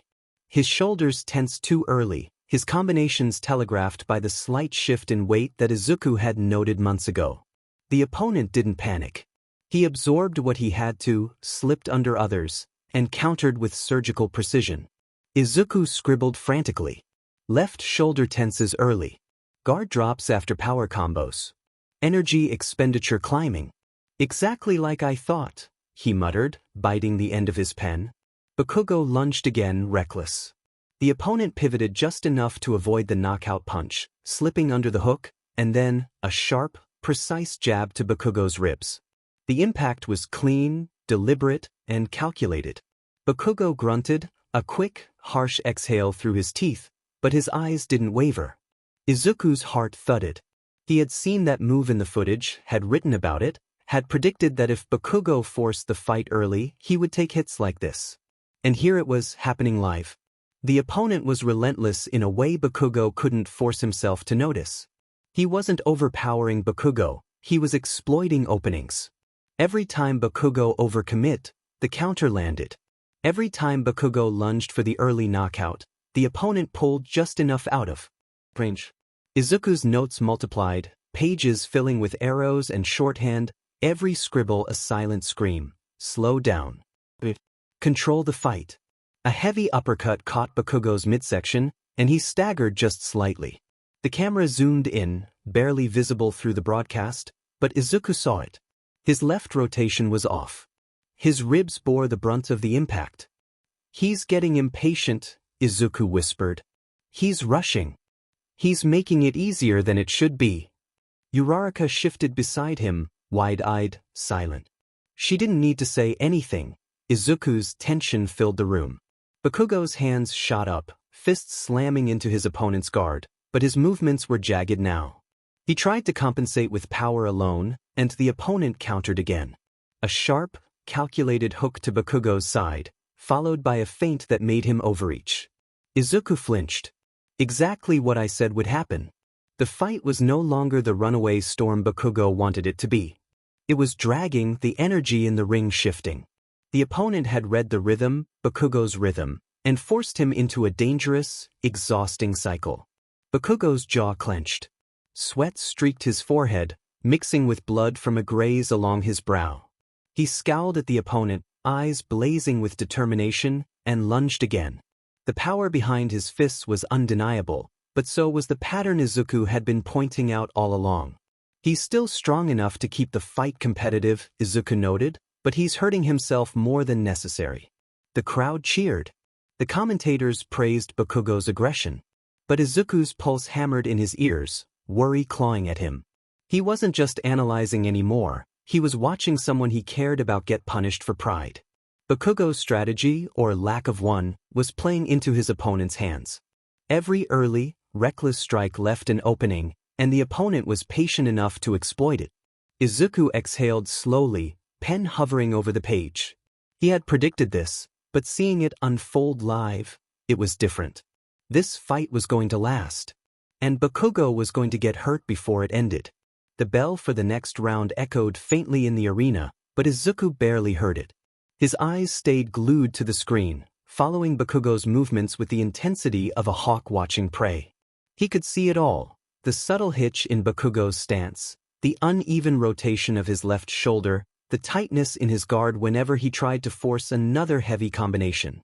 Every flaw he'd warned about months ago was playing out live, and now Bakugo was starting to pay for it. A sharp jab to the ribs made Bakugo grunt and shift his weight defensively. He still moved like a storm, still punched with explosive force, but the rhythm was off. Izuku scribbled notes frantically, marking angles, timing, and the obvious signs of fatigue that hadn't been there earlier in the fight. Body shots landing. Guard dropping intermittently. Energy burning too fast. "He's hurting," Izuku muttered under his breath. "He's trying to push through, but every hit is taking a toll." Bakugo's opponent pressed the advantage, sliding just out of reach, then exploiting the tiniest gaps Bakugo left in his aggressive assault. A solid hook caught Bakugo in the side of his ribs. He staggered briefly but recovered immediately, spinning into another combination, reckless, powerful, precise in intent but flawed in execution. Izuku's chest tightened. He knew the signs. He'd seen the same mistakes in past fights, in the footage, in the patterns he studied obsessively. Now, seeing them live, watching Bakugo refuse to adjust, it was painful in a way words couldn't capture. Another strike, this one to Bakugo's jaw, made him stumble, forcing him to pivot awkwardly. Sweat poured down his face, mixing with the faintest trickle of blood along his temple. He snarled and pressed forward again, fists a blur, but even the raw power couldn't hide the fact that he was compensating, that his timing was slightly off, that his opponent's patience was slowly strangling his advantage. Izuku's pen scratched across the page with frantic precision. He couldn't look away. He didn't want to. He had predicted this, and yet, "This is worse than I thought." Bakugo lunged again, reckless, aiming to end the fight early. His opponent sidestepped, delivering a counter that caught Bakugo mid-motion. A sharp impact to the ribs followed by a feint that forced him off balance. Bakugo gritted his teeth, fury flaring in his eyes, but his pride and stubbornness refused to yield. He pushed harder, faster, more explosively, even as the pain radiated through his body, even as the mistakes he'd been warned about echoed in every punch he threw. Izuku's grip tightened on his pen. He's not listening. He's still rushing. If he keeps this up, it's going to get worse. The fight was no longer a showcase of raw dominance. It was now a test of endurance, of pain tolerance, of pride versus strategy. Every punch Bakugo threw was powerful, but every misstep left him vulnerable. His opponent knew it, and he exploited it relentlessly, forcing Bakugo into defensive maneuvers he hadn't anticipated, landing clean shots that made the crowd gasp but couldn't fully appreciate the punishment Bakugo was taking. Izuku's chest ached with every exchange. This wasn't just analysis anymore. This was worry, fear, and helplessness all tangled together. And yet, despite everything, despite the bruises forming along his ribs, the swelling on his face, the visible strain in his shoulders, Bakugo kept moving forward, relentless, explosive, untamed. Izuku exhaled slowly, leaning back slightly on the couch. "He's still the strongest," he admitted quietly, almost to himself. "But if he doesn't adjust, the next few rounds are going to hurt him even more than this." And he knew, deep down, that Bakugo would adjust, but only after he had no choice. Only after the fight had truly taken its toll. The final round had started, and the clock was bleeding down. Izuku's pen hovered over his notebook, fingers frozen mid-scribble. He didn't have time to write fast enough. The pace of the fight had escalated beyond analysis. Bakugo's movements were a blur, fists flying, footwork explosive, every strike carrying the weight of both pride and exhaustion. His opponent was still standing, still precise, still exploiting the smallest openings. Every time Bakugo lunged, there was a counter waiting. Every punch he threw with full power left him vulnerable. Izuku's stomach twisted with worry. If he doesn't adjust, he could get hurt badly. Bakugo's ribs burned with each body shot. His left rotation hadn't fully recovered from earlier impacts, making hooks slightly off angle. Sweat dripped into his eyes, mixing with the faint blood streak along his brow. Yet still he pressed forward, relentless, untamed. And then, a moment. Izuku saw it before Bakugo even realized it. A tiny pause in Bakugo's rhythm, a half-beat longer than usual before committing to a hook. His opponent lunged, but Bakugo waited, just long enough, and then shifted, countering with a clean right that clipped the jaw and sent a shock of surprise through the opponent. Izuku's breath caught. He's doing it. He's waiting for the opening. It wasn't conscious. Bakugo didn't pause to think, didn't deliberate. His pride didn't let him admit he needed advice. But instinct, exhaustion, and months of experience combined in a single, perfect beat, and for the first time this fight, Bakugo let the opponent come to him. The counter was enough to stagger the opponent, just slightly, but enough to give Bakugo the edge. He followed up with a controlled flurry, targeting the smallest gaps in the guard, not wild swings, not reckless blows. Each strike was sharp, deliberate, and most importantly, safe. Izuku scribbled rapidly, heart hammering. Exactly like I said. The bell rang. Bakugo had won. Not cleanly. Not effortlessly. Not without damage. His ribs ached, his jaw throbbed, sweat and blood streaked his face, and bruises were forming along his shoulders. He was breathing hard, chest rising and falling rapidly, eyes still blazing with raw intensity. Izuku leaned back, hands gripping the notebook. He had predicted the pattern, had noted the risks, had hoped Bakugo would adjust before it got this far. He had been right, but seeing it unfold, seeing Bakugo take the punishment first, had made it much more real than he expected. Uraraka's hand found his shoulder, and he let out a long exhale, a mix of relief and lingering worry. "He made it," she murmured. "Yes," Izuku said quietly, voice tight. "But he paid for it. He could have avoided so much of this if he'd listened earlier." The camera panned to Bakugo raising his gloves briefly, acknowledging the crowd in a rough, sharp gesture. Pride radiated from him in waves, but there was no real celebration. No flashy grin. No easy victory. Just survival, and the fire that refused to die. Izuku knew, as he watched Bakugo leave the ring, that the real battle had been fought in those small pauses, those micro-adjustments, that tiny moment of restraint. It wasn't victory that would teach him, it was the pain, the exhaustion, the realization that even the strongest could be exploited. And Izuku had been right all along. The roar of the crowd faded behind the heavy doors of the locker room, replaced by the hum of fluorescent lights and the low murmur of the staff. Bakugo sat heavily on the edge of a bench, towel pressed to his face, every muscle still coiled with tension. His chest rose and fell in uneven breaths, ribs throbbing, shoulders stiff, knuckles raw. Kirishima stepped in beside him, a water bottle in hand, eyes scanning Bakugo with a mix of concern and exasperation. Man, that was rough. Bakugo didn't look up immediately. He just exhaled through his teeth, muscles stiff, mind replaying the fight. The first rounds, rushing. The counter after counter. The body shots that had dug in deeper than he wanted to admit. He gritted his teeth. He had won, yes, but every hit, every single one, reminded him that maybe he had been reckless. Kirishima crouched slightly, tone careful. "I know you wanted the early KO, but you saw how it went. You were pushing too hard too fast. You left openings you don't usually leave." Bakugo's jaw tightened. He didn't respond immediately.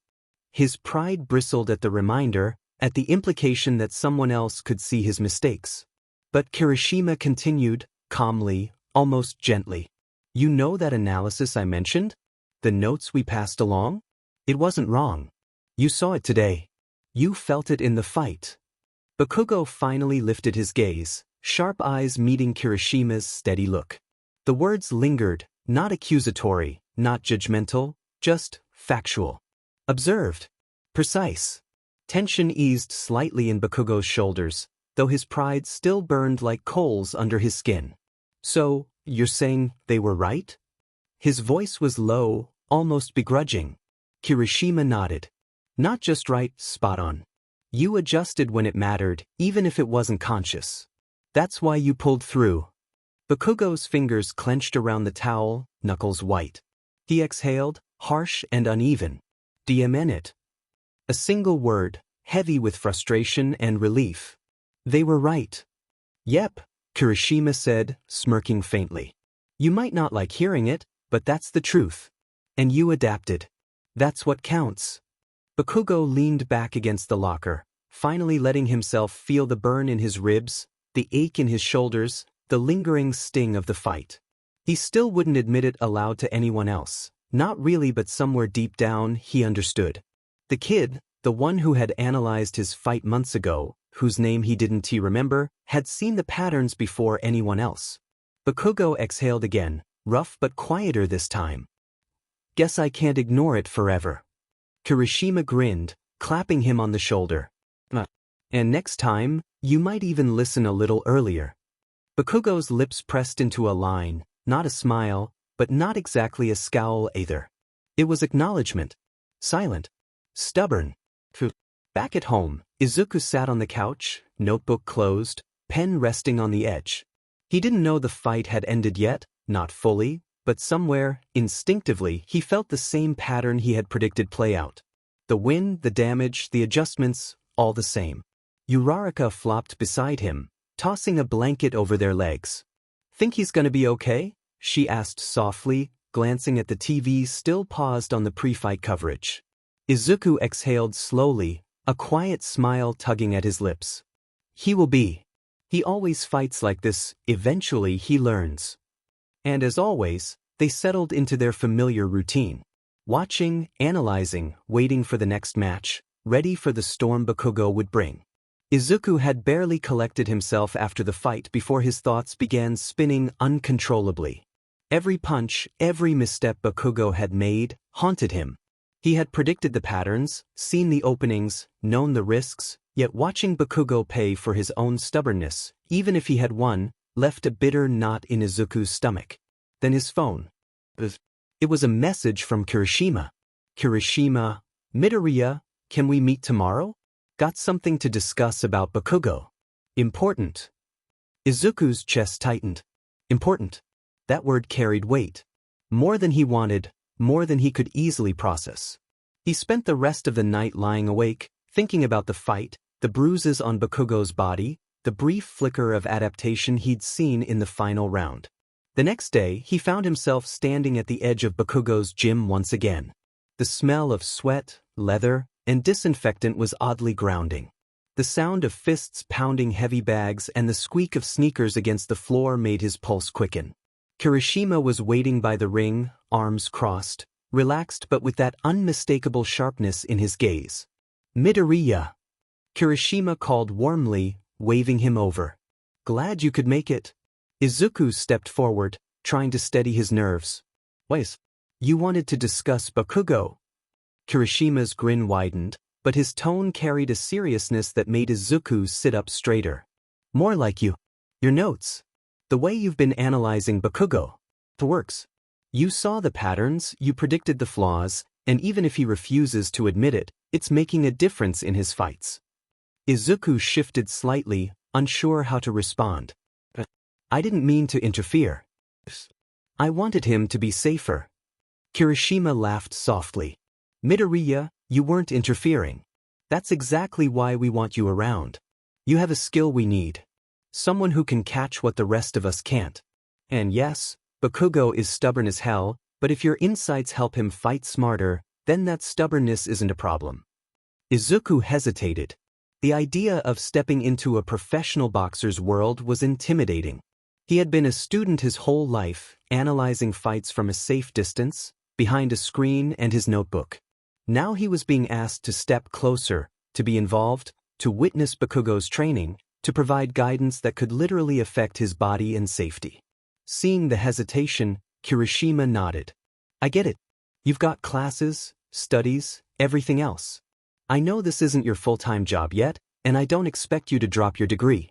But here's the plan. He pulled out a small notebook from his bag and flipped it open. You finish your classes for the day, probably around 6, right? Izuku nodded. Perfect, Kirishima continued. Once you're done, I want you at the gym.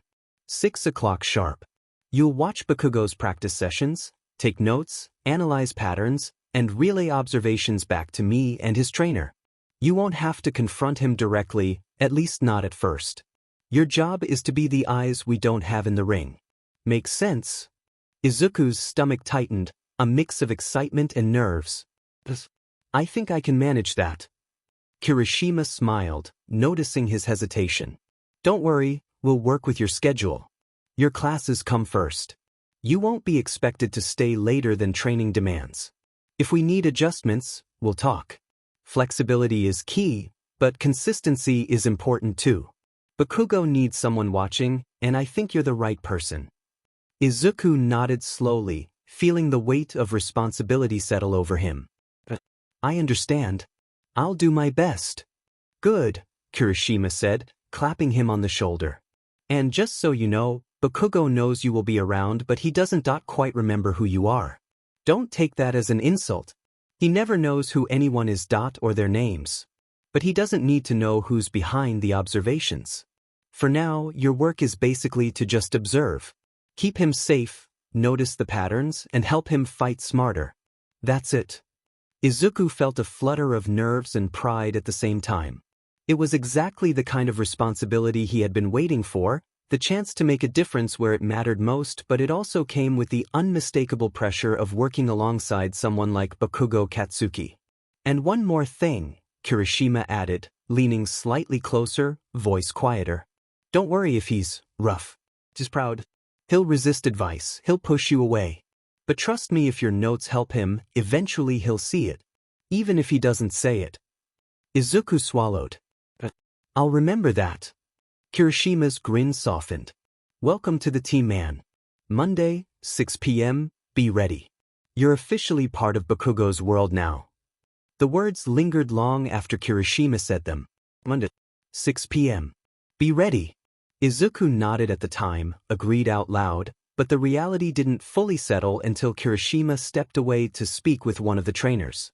Left alone at the edge of the gym, Izuku's gaze drifted back toward the ring. Bakugo was still there. He was working the heavy bag again, movements sharp despite the lingering bruises Izuku knew were still there beneath the wraps. Every punch landed with a dull, unforgiving thud. Izuku found himself analyzing automatically, the timing, the angle, the way Bakugo's stance widened just slightly when he got frustrated. He stopped himself. Not yet. This wasn't footage. This wasn't homework. This was real. And soon, this would be his responsibility. Izuku's fingers curled around the strap of his bag. Being hired wasn't just recognition, it was accountability. If he missed something, if he overlooked a pattern or misread a habit, it wouldn't mean a bad grade or a failed assignment. But most importantly, it would mean Bakugo getting hurt.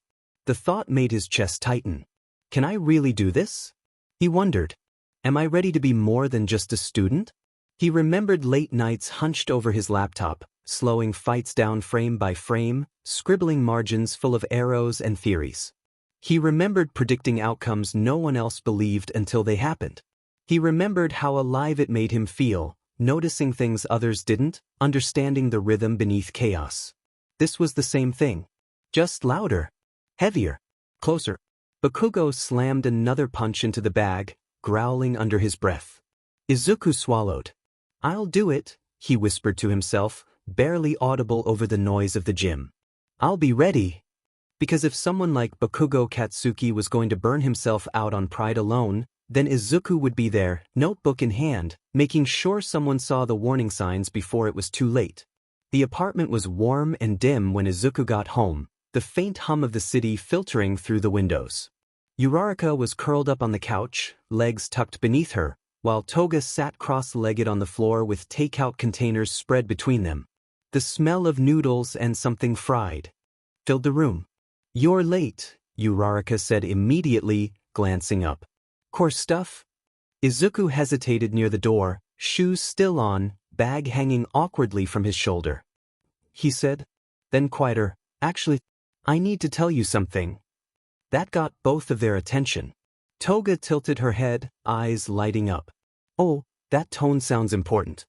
Izuku set his bag down carefully and took a breath. Kirishima asked me to work with them. Officially. As an analyst. The room went silent for half a second. Then Uraraka shot to her feet. Wait, what? He wants me to watch Bakugo's practices, Izuku continued quickly, words tumbling over each other. After classes. 6 p.m. I won't be in the ring or anything, just observing, taking notes, helping with strategy. Uraraka grabbed his shoulders, grinning wide. Izuku, That's huge. Toga leaned forward, eyes sharp with interest. So you're getting paid to stare at sweaty boxers and write things down? She teased. Cute. Izuku flushed. It's not like that. It kind of is. Uraraka laughed, then softened. But seriously, I'm proud of you. This is exactly what you're good at. Izuku exhaled, tension easing from his chest. I'm just nervous. If I mess up.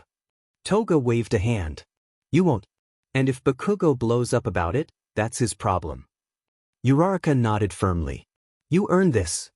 Izuku smiled, small but genuine. For the first time that day, the weight on his shoulders felt just a little lighter. Uraraka invited Izuku to eat with them as Uraraka also got food for Izuku, and he sat with the both of them talking and laughing.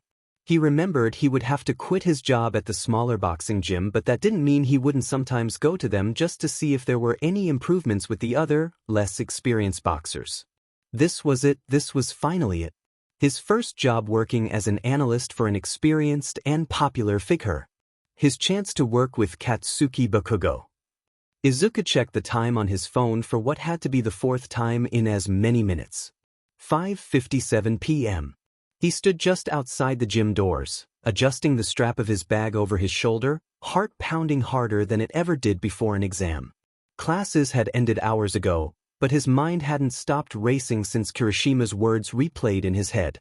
6 p.m. sharp. Be ready. He took a breath and glanced down at himself, suddenly hyper-aware of how he looked. He'd chosen his outfit carefully. Not too formal, not too casual. A soft green hoodie layered over a fitted black t-shirt, sleeves pushed up just enough to keep out of the way if he needed to write quickly. Dark jeans, worn but clean, and his usual red sneakers. Comfortable. Practical. Unassuming. Invisible. At least, that was the goal. Izuku pushed the door open and stepped inside. The gym was louder than he remembered. Music thumped faintly from overhead speakers, overlapping with the rhythmic smack of gloves against pads and the dull thud of bodies moving against canvas. Izuku recognized the song. It was Fight or Flight by Conan Gray. Izuku cringed slightly as the song was kinda romantic, opposite to the Vede in the gym. Who was in charge of this playlist? The air was thick with sweat and heat, familiar yet overwhelming. He paused just inside, instinct screaming at him to stay small. Then he saw Bakugo. Katsuki Bakugo stood in the ring, already wrapped and gloved, hair wild and spiked in every direction like it had a mind of its own. Under the harsh gym lights, the sharp blonde caught and reflected like sparks. His body was all muscle and motion, broader than Izuku remembered, leaner in a way that spoke of constant training rather than bulk alone. He saw the light bruises from the previous fight on his face. Up close, the scars were more obvious. Faint ones along his ribs. A darker mark near his shoulder. Bruises blooming yellow and purple beneath his skin that hadn't fully faded from the last match on his body, not just his face. Izuku swallowed. He'd watched Bakugo fight 100 times on screen. He'd slowed footage, zoomed in, dissected angles and habits until they were second nature. But seeing him like this, breathing hard, sweat already slicking his skin, jaw set with focus, that was different. Too real. And, disturbingly, Izuku realized something else too. Bakugo was attractive. The thought hit him like a misstep. Not in the polished, distant way fighters sometimes looked on posters or highlight reels. This was raw. The way Bakugo rolled his shoulders before a drill, the tension in his forearms when he tightened his wraps, the sharp intensity in his red eyes when he focused. Izuku felt his ears warm and a small blush kissed his cheeks. He immediately looked away, heart stuttering. Focus. You're here to work. He moved quietly to the far side of the gym, choosing a bench well away from the ring. From there, he could still see everything without being obvious. He pulled out his notebook, flipped to a fresh page, and wrote the date at the top with careful precision. First official practice. He lowered his head slightly, glasses slipping down his nose, trying to make himself blend into the background noise. If he stayed quiet, stayed still, maybe Bakugo wouldn't even notice him. Midoriya.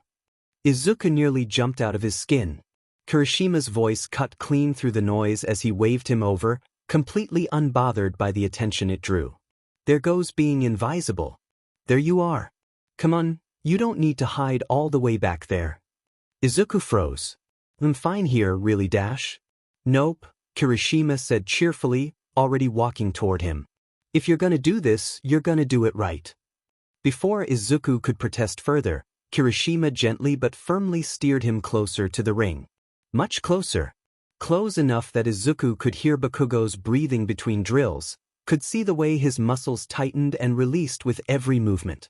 Izuku sat where Kirishima indicated, notebook clenched in his hands. This is perfect, Kirishima said. Best view in the house. Izuku nodded weakly, trying not to look like he wanted the floor to swallow him whole. Bakugo hadn't noticed yet, or if he hadn't acknowledged it. He was too focused on his drills, sweat dripping down his temple, teeth clenched as he drove forward with relentless force. Izuku forced himself to breathe. Observe. Analyze. Don't panic. Still, as he watched Bakugo move, closer than ever before, Izuku couldn't help the quiet realization settling into his chest. This wasn't just footage anymore. This was Katsuki Bakugo, right in front of him. And Izuku was officially part of his world now. He was worried. Worried that Bakugo, if he noticed Izuku, would reject him again and his help. Kirishima leaned against the edge of the ring beside Izuku, resting his forearms on the ropes like he had all the time in the world. All right, he said quietly, nodding toward Bakugo. What you're seeing right now is his standard conditioning circuit. Power bursts, short recovery, repeat until he's irritated enough to start swearing. Izuku blinked. Incredibly consistent with his footwork, he murmured, eyes locked on Bakugo's movement. But his weight shifts slightly to the front when he accelerates. It leaves him open on the counter. Kirishima's eyebrows rose. See? That's exactly what I mean. Most people just see speed. You see why it works. Bakugo slammed a punch into the mitts hard enough to make the guy Bakugo was training with grunt. Sweat flew from his hair as he snapped back into stance, chest heaving. Who's that? Izuku said, looking at the man Bakugo was training with. Oh, that's just the old man. He trains with Bakugo when the trainer isn't here yet. Kirishima smiles and then continues.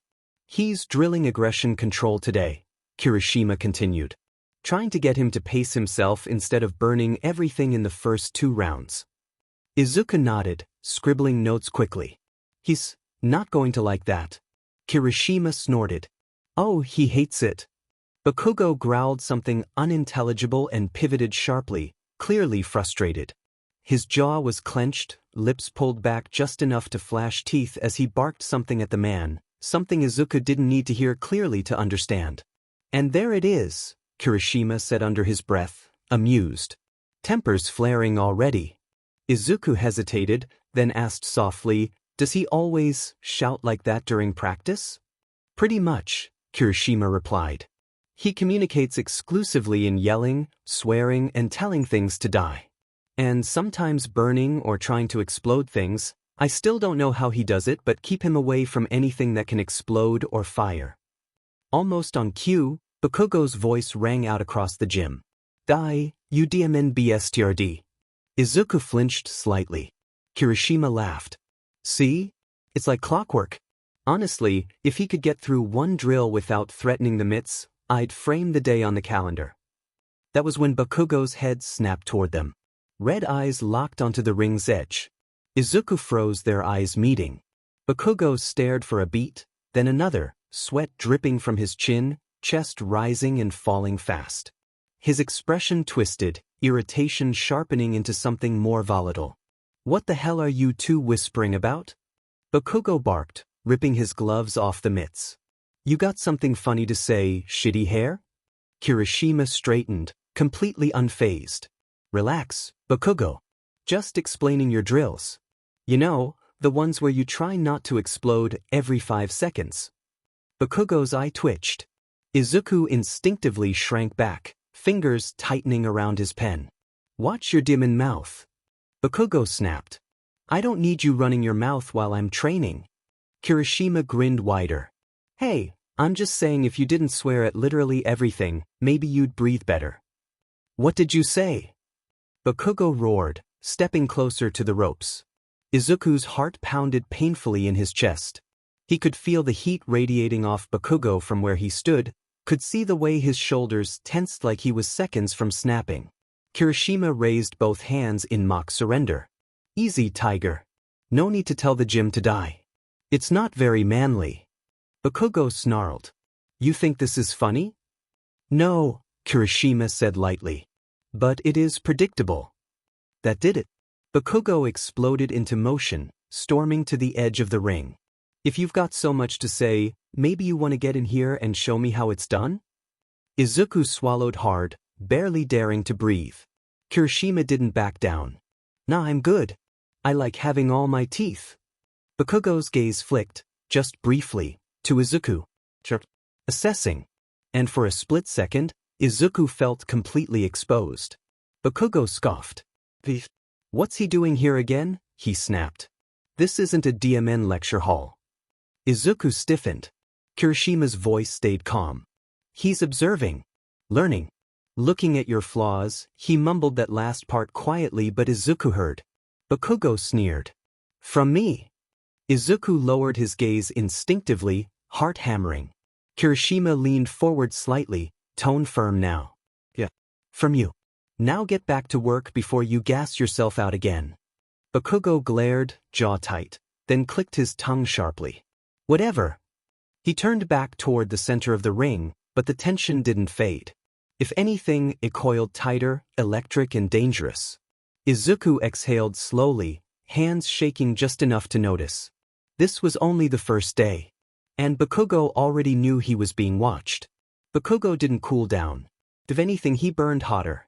The moment he stepped back toward the center of the ring, his movements sharpened. Faster, heavier, driven by something raw and furious. Izuku could see it instantly, the way Bakugo's shoulders tightened and his stance widened just a fraction more than usual. He was trying to prove something. All right, Kirishima said, raising his voice just enough to be heard. Sparring round. Todoroki, you're up. Another boxer stepped through the ropes. Izuku's attention shifted immediately. Shoto Todoroki was tall, not taller than Bakugo, but they were nearly the same height. With a lean, controlled build that spoke of endurance rather than explosive power. His hair was striking even under the dull gym lights, stark white on one side, deep red on the other. He had a red scar on his face.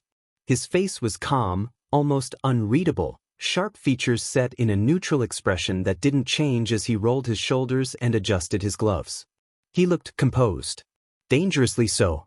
Izuku's pen moved before he even realized it, habit taking over. Todoroki Shoto. Southpaw. Longer reach. Balanced stance. Minimal wasted motion. Todoroki stepped into position without a word, eyes cool and focused as he regarded Bakugo. There was no bravado there, just quiet readiness.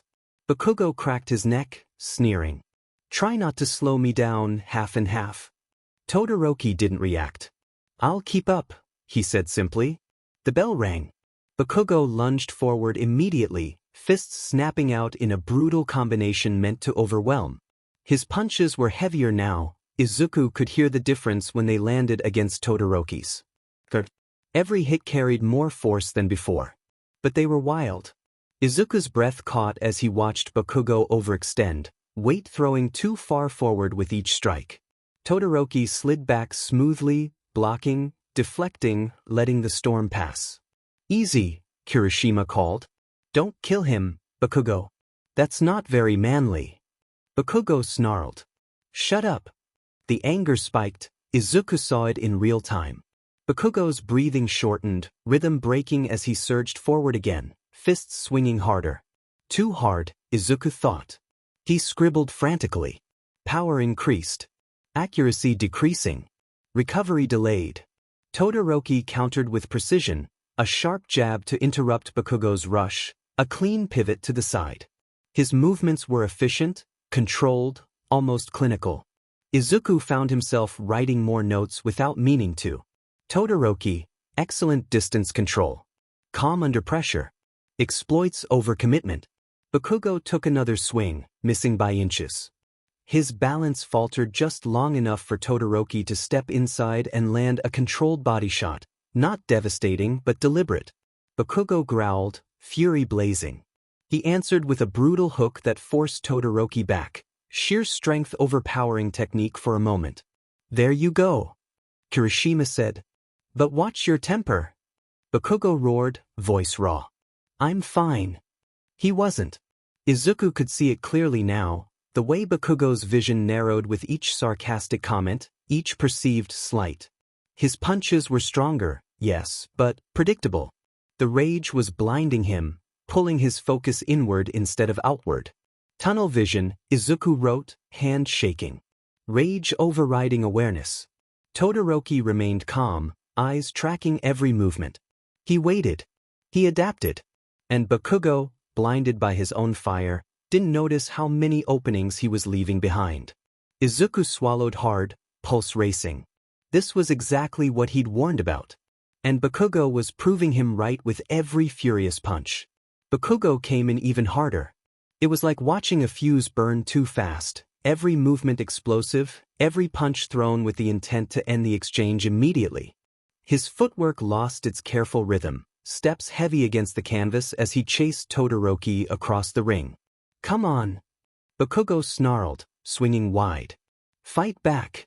Todoroki didn't rise to the bait. He shifted, just enough to let Bakugo's fist slice past his shoulder, then pivoted cleanly to Bakugo's blind side. The movement was smooth, practiced, a half-step that Izuku had seen a dozen times in footage, but never this close. Bakugo didn't see it coming. Todoroki snapped a quick jab into Bakugo's ribs, then retreated before Bakugo could retaliate. Not a knockout blow. Not even meant to hurt much. A reminder. Bakugo growled, spinning around too late. Tihis. Izuku's pen flew. Consistently losing sight on left pivot. Overcommits after missed right. Bakugo surged again, fists blurring, but Todoroki was already adjusting. Each time Bakugo rushed, Todoroki angled away, exploiting the same opening, slipping to the side Bakugo neglected to guard, tagging him with sharp, controlled counters. Bakugo's breathing grew ragged. His rage deepened, and with it, the flaws multiplied. Izuku watched Bakugo swing harder, faster, shoulders rising too high, guard dropping between combinations. The power was terrifying, any clean hit would be devastating, but Todoroki never let him land one. Instead, Todoroki waited, then struck. A clean counter clipped Bakugo's jaw, snapping his head to the side. Not enough to drop him, but enough to make the entire gym go quiet for a heartbeat. Izuku's stomach dropped. Bakugo staggered half a step, then exploded forward again, fury blazing. Don't get cocky. Control it, Kirishima warned. You're rushing. Shut up. Bakugo barked back. Todoroki circled calmly, eyes never leaving Bakugo. He was reading him now. Timing the anger, predicting the swings. Every blind spot Bakugo ignored became a doorway Todoroki walked through with ease. He's baiting him, Izuku realized. Letting Bakugo exhaust himself. Bakugo threw another heavy hook, missed, and Todoroki slid inside the opening, 2 quick shots to the body, then out. Efficient. Bakugo hissed, frustration boiling over. His guard dropped for a fraction of a second. Too long. Todoroki's fist snapped toward Bakugo's temple. Bakugo! Kirishima shouted. Bakugo barely twisted in time. The punch grazed instead of landing clean, but it was close enough to make Izuku's heart seize painfully in his chest. Bakugo stumbled back, chest heaving, eyes blazing. For the first time, there was something else in his expression. Not just anger. Disorientation. Izuku's hand trembled as he wrote. Danger zone. Awareness compromised. Beside him, Kirishima went quiet. Then, in a low voice meant only for Izuku, he asked, All right, Midoriya. Tell me what you're seeing. Izuku swallowed, eyes never leaving the ring. He knew exactly what he was seeing. And it wasn't good. Izuku's pen hovered for a moment as he exhaled slowly, trying to steady his racing heart. The sound of Bakugo's fists snapping against the pads, punctuated by his growls and Todoroki's calm counters, filled his ears. He glanced at Kirishima, who was watching him intently, arms crossed, eyes sharp. I see several things, Izuku began, voice quiet but steady, forcing himself to be precise. Bakugo's aggression is higher than normal, the anger from the comments and the sparring itself is making him rush. His left shoulder still doesn't rotate fully from the previous fight, and he's overcompensating with his right. That's why his hooks are slightly telegraphed. He flipped the page, scribbling as he spoke. He's leaving openings under his guard when he overextends. Todoroki is exploiting the same blind spots repeatedly, side pivots, body shots, small windows when Bakugo's weight shifts too far forward. Bakugo is powerful enough to ignore some of it, but sustained pressure like this could force a serious injury. Izuku's eyes tracked Bakugo's movements instinctively. That left jab, he's dropping his guard slightly before follow-up combos. That's the exact opening Todoroki's taking advantage of. Also, Izuku continued, his stamina is holding, but the overcommitment is costing him control. He's compensating for the injured shoulder, but the intensity of his rage is making him predictable in his strikes. If Todoroki had more experience against explosive fighters, Bakugo could get caught badly here. Kirishima nodded slowly, absorbing every word. Got it? Thanks, Midoriya. That's very detailed. Izuku exhaled, thinking he could finally relax, but then he felt it. Bakugo's gaze snapped toward them. His red eyes flared, scanning the ring first, then sliding to the edge where Izuku sat. You're analyzing me again? Bakugo roared, voice booming across the gym, sweat dripping down his forehead. From there? You think you're smarter than me? Izuku froze, heart pounding. He had only spoken quietly to Kirishima, but Bakugo had overheard. The surge of anger, sharper and more violent than before, radiated off him like heat from a furnace. Isn't that his job? Todoroki raised an eyebrow, unfazed, continuing to pivot lightly, but even he seemed to register the sudden spike in Bakugo's aggression as they continued to fight. Midoriya, Kirishima said quickly, voice low but firm, placing a hand on Izuku's shoulder. We need to pause this. Now. Bakugo's fists clenched, trembling slightly, but he didn't move. His chest heaved, the residue of his previous injuries showing in every tight movement. That left shoulder still didn't rotate fully, his ribs still a little sore, and now his pride and anger were pushing him into dangerous territory. Bakugo, Kirishima said loudly, stepping between him and Todoroki. Enough. Back off. You're not sparring to kill him. Let's reset before someone actually gets hurt. Bakugo barked something incomprehensible, teeth bared, glaring at both of them. Izuku shrank slightly under the intensity, but he didn't look away. He couldn't. The bell rang to signal a pause, and Bakugo stormed to the ropes, punching them once, hard enough to make them shudder. His breathing was heavy, uneven, rage still simmering under the surface, but Todoroki took a step back, calm and collected. Kirishima turned to Izuku, tone gentler now. See what I mean? This is why I needed you here. That's exactly what you were warning about. His flaws, the overcommitment, the injury that all compounded by anger. If you hadn't noticed, he could have seriously hurt himself, or Todoroki. Izuku nodded quickly, pen still in hand, stomach tight. I saw it all. His openings, the predictable swings, the blind spots from rage. He's still compensating for the previous fight, but the anger is making him ignore it. Todoroki's taking advantage where he's weakest. If we don't intervene, he could really get hurt. Kirishima exhaled, shaking his head. You're good, Midoriya. Really good. And honestly, Bakugo needs someone like you watching him, even if he'll hate every second of it. Izuku glanced at Bakugo, who was pacing slightly, fists clenching and unclenching, trying to burn off some of the fury. His muscles were tight, sweating his sharp features, every inch of him exuding power and recklessness. Izuku made a small, quiet note in his notebook. He hears everything. He hates it. But he needs it. And for the first time since stepping into the gym, Izuku realized just how much responsibility that observation carried. Bakugo finally stepped back, breathing heavy, chest rising and falling rapidly. His fists were still clenched, but the tension in his shoulders had eased slightly. Sweat clung to his hair, dripping down his forehead, and his bright red eyes scanned the gym with a mix of lingering fury and stubborn pride. Izuku watched quietly from his spot near the ring, still slightly closer than he had wanted, but Kirishima had insisted. He could see the heat radiating off Bakugo, the tremor in his stance that betrayed both his raw power and the lingering pain from the previous fight.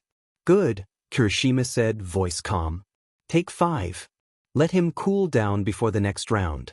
Bakugo growled, muttering something under his breath, and headed toward the far side of the ring, dragging a towel behind him. His movements were still sharp, explosive, but the sudden pause seemed to give him just enough space to breathe without exploding further. Izuku exhaled slowly, chest tight from the adrenaline of watching that spar. He had scribbled frantic notes the entire time, tracking Bakugo's flaws, patterns, and blind spots. It was exhausting, but he couldn't stop. And then, he felt a presence at his side. "Midoriya?" a calm, measured voice said. Izuku looked up. Shoto Todoroki was standing beside him, gloves still on, sweat issuing his face from the spar. He tilted his head slightly, a small, almost imperceptible smile tugging at the corner of his lips. Hi, Izuku stammered. Todoroki raised an eyebrow. "I took a peek at your notes. You were thorough." Izuku's face flushed red. "I kind of embarrassingly took notes on you too," he admitted quickly. I can't help it. It's a habit." Todoroki chuckled softly. "I noticed. Honestly, it's impressive. Most people just throw punches and hope for the best." Izuku's stomach tightened, and he felt a small surge of pride despite the embarrassment. "I also noticed a few things you could work on," he said, flipping through his notebook to the page he had scribbled Todoroki's stats on. "Your distance control is excellent, but you sometimes over-rotate on your left hook, which could leave your right side open to counters from faster fighters. Also, your foot placement when you pivot could be slightly wider to maintain balance against aggressive attacks."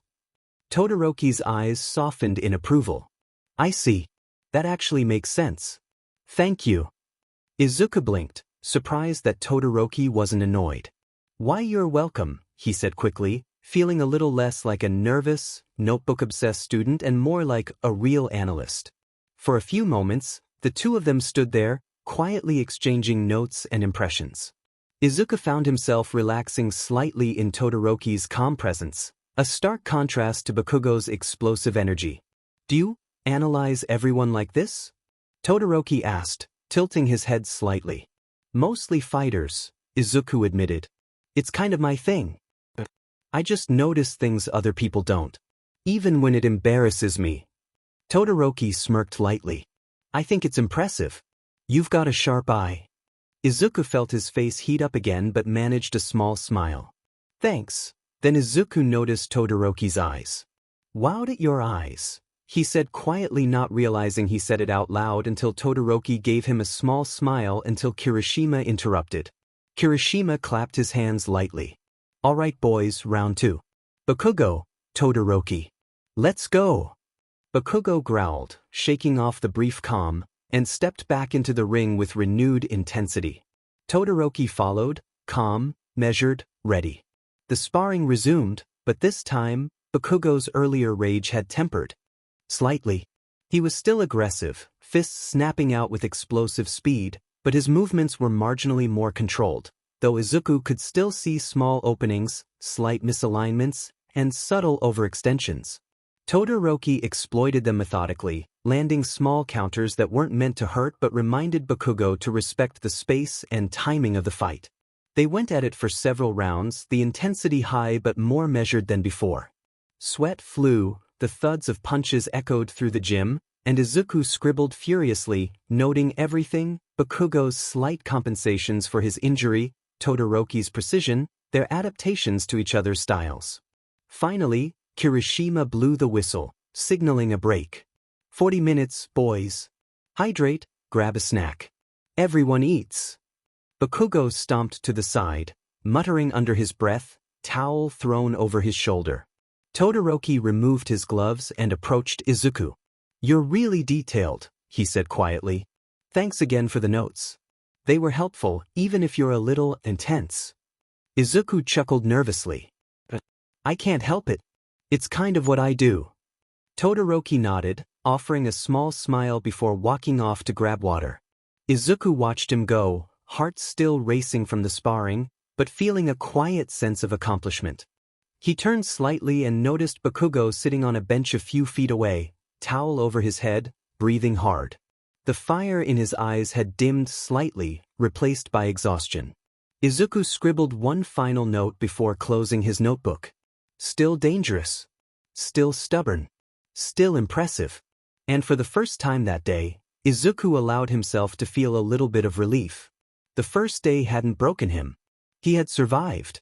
And maybe, just maybe, he had made a small difference. The gym had finally quieted, the echoes of punches and footwork replaced by the low hum of conversation and the shuffle of water bottles being filled. Kirishima clapped his hands together. 40-minute break. Grab something to eat or stretch, but everyone gets food in them before we start the afternoon session. Bakugo didn't move immediately. Sweat glistened on his hair, chest heaving, fingers twitching slightly as though he still wanted to throw a punch. Todoroki and Kirishima started walking toward the exit, and Bakugo finally followed with a grumble. Where are we going? Bakugo asked, eyebrows furrowed. Lunch, Todoroki said simply.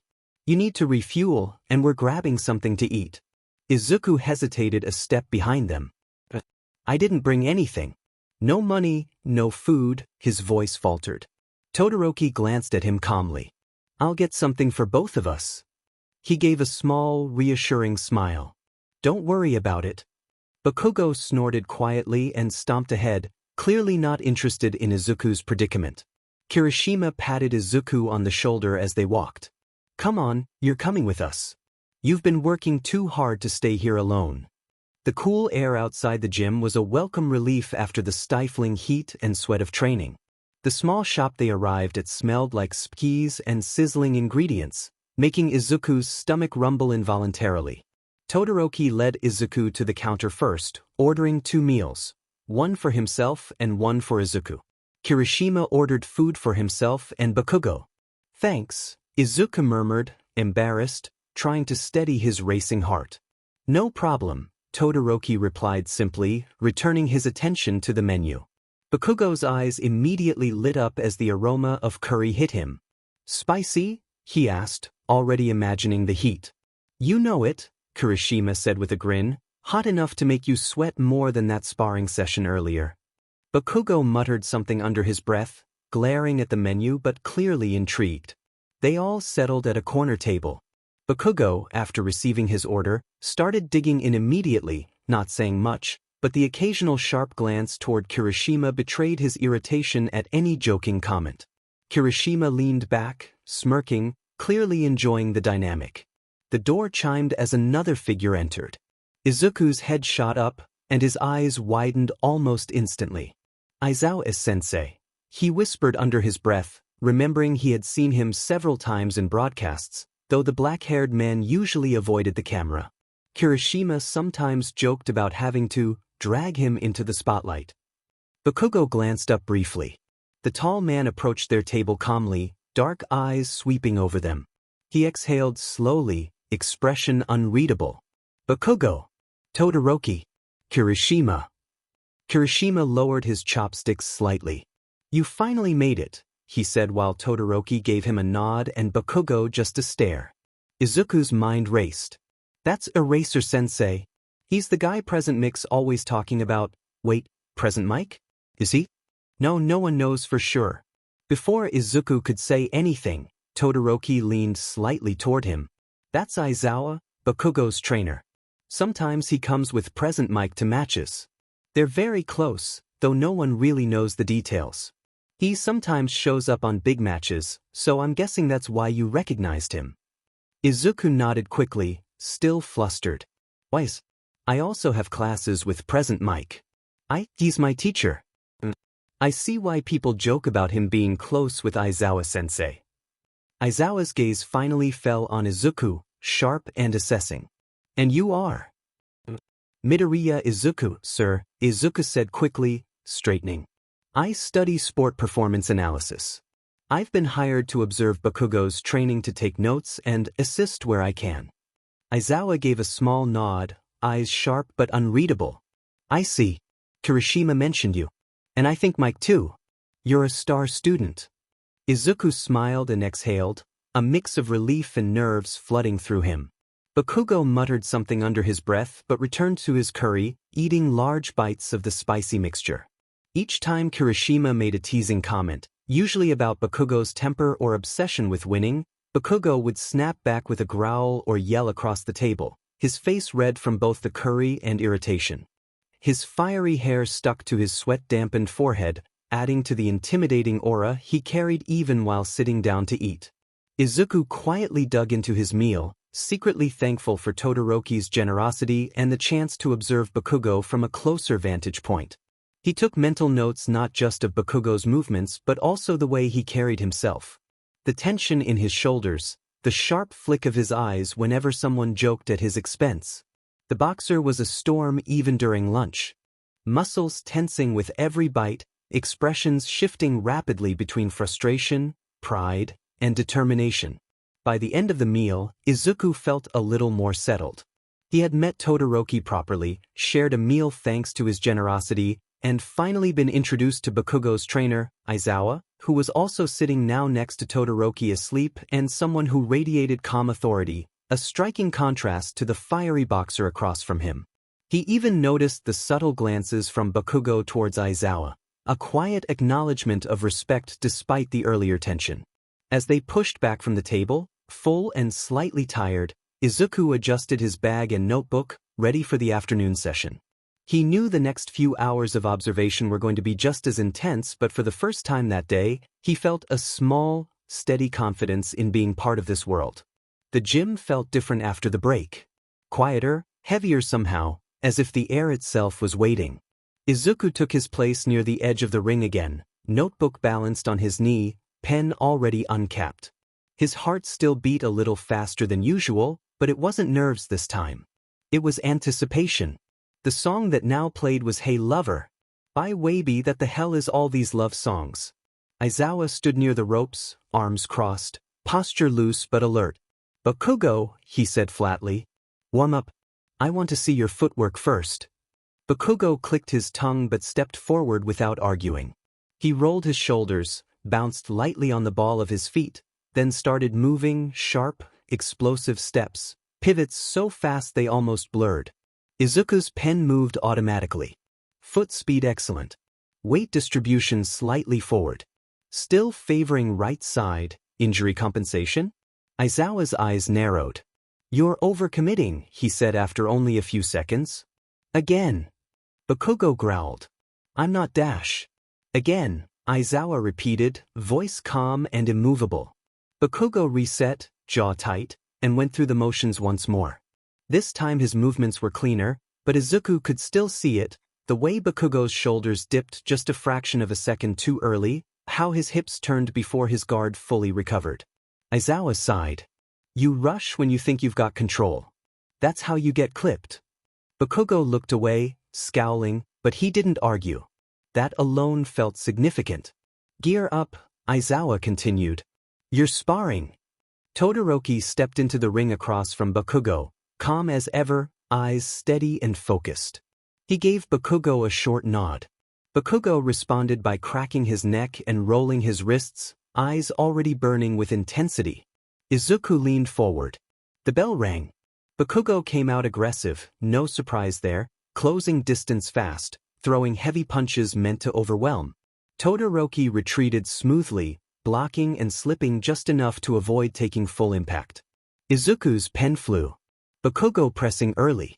Power-focused. Guard drops after third strike. Todoroki countered with precision, short jabs aimed at Bakugo's blind side. Bakugo snarled and pushed harder, punches growing heavier but less controlled. Aizawa didn't look away from the ring, but he spoke quietly. Midoriya. Izuku startled. Why, sir? It's Aizawa. What are you seeing? Izuku swallowed, then forced himself to breathe. This was his job. Bakugo's leading with power instead of testing Todoroki's range. He's telegraphing his hooks, his right shoulder dips before he throws. Todoroki's picking up on it and stepping just outside his angle. Aizawa's eyes flicked to Izuku briefly. Anything else? He's chasing, Izuku said, more confidently now. Instead of cutting off the ring, he's following Todoroki's movement. It's wasting energy and it's opening his left side. As if on cue, Todoroki slipped inside Bakugo's swing and landed a clean hit to his ribs. Bakugo hissed, stumbling half a step. Stop, Aizawa said sharply. The bell rang again, abrupt. Bakugo spun on him. What the hell dash? You see that? Aizawa asked, stepping into the ring. He grabbed Bakugo's wrist and physically guided his arm. Your guard drops here. Every time. Todoroki isn't faster than you, you're predictable. Bakugo jerked his arm back, breathing hard, sweat dripping down his jaw. I'll fix it. You won't if you don't slow down, Aizawa replied evenly. Again. They reset. This time Bakugo held back, just a fraction. Izuku could see the effort it took him not to explode forward. His movements were tighter, sharper. Todoroki adjusted too, testing Bakugo with feints, trying to draw out that familiar rage. It worked, partily. Bakugo lunged again, but this time he caught himself mid-motion, twisting his body to block instead of overextending. Todoroki's counter glanced off his guard instead of landing clean. Izuku's eyes widened slightly. He adjusted. He actually listened. Aizawa noticed too. Better, he muttered. The spar escalated, faster exchanges, heavier breathing, gloves thudding against flesh and padding. Bakugo still burned hot, but now there was restraint threaded through the fire. Todoroki pressed him, exploiting openings when they appeared, but Bakugo began closing them just as quickly. Still, Izuku frowned. There, he said softly without realizing it. Aizawa turned his head. What? Bakugo's favoring his injured side again, Izuku said. When Todoroki pressures him, he shifts weight to protect it. That's why Todoroki keeps circling left. Aizawa raised a hand. Stop. The bell rang once more.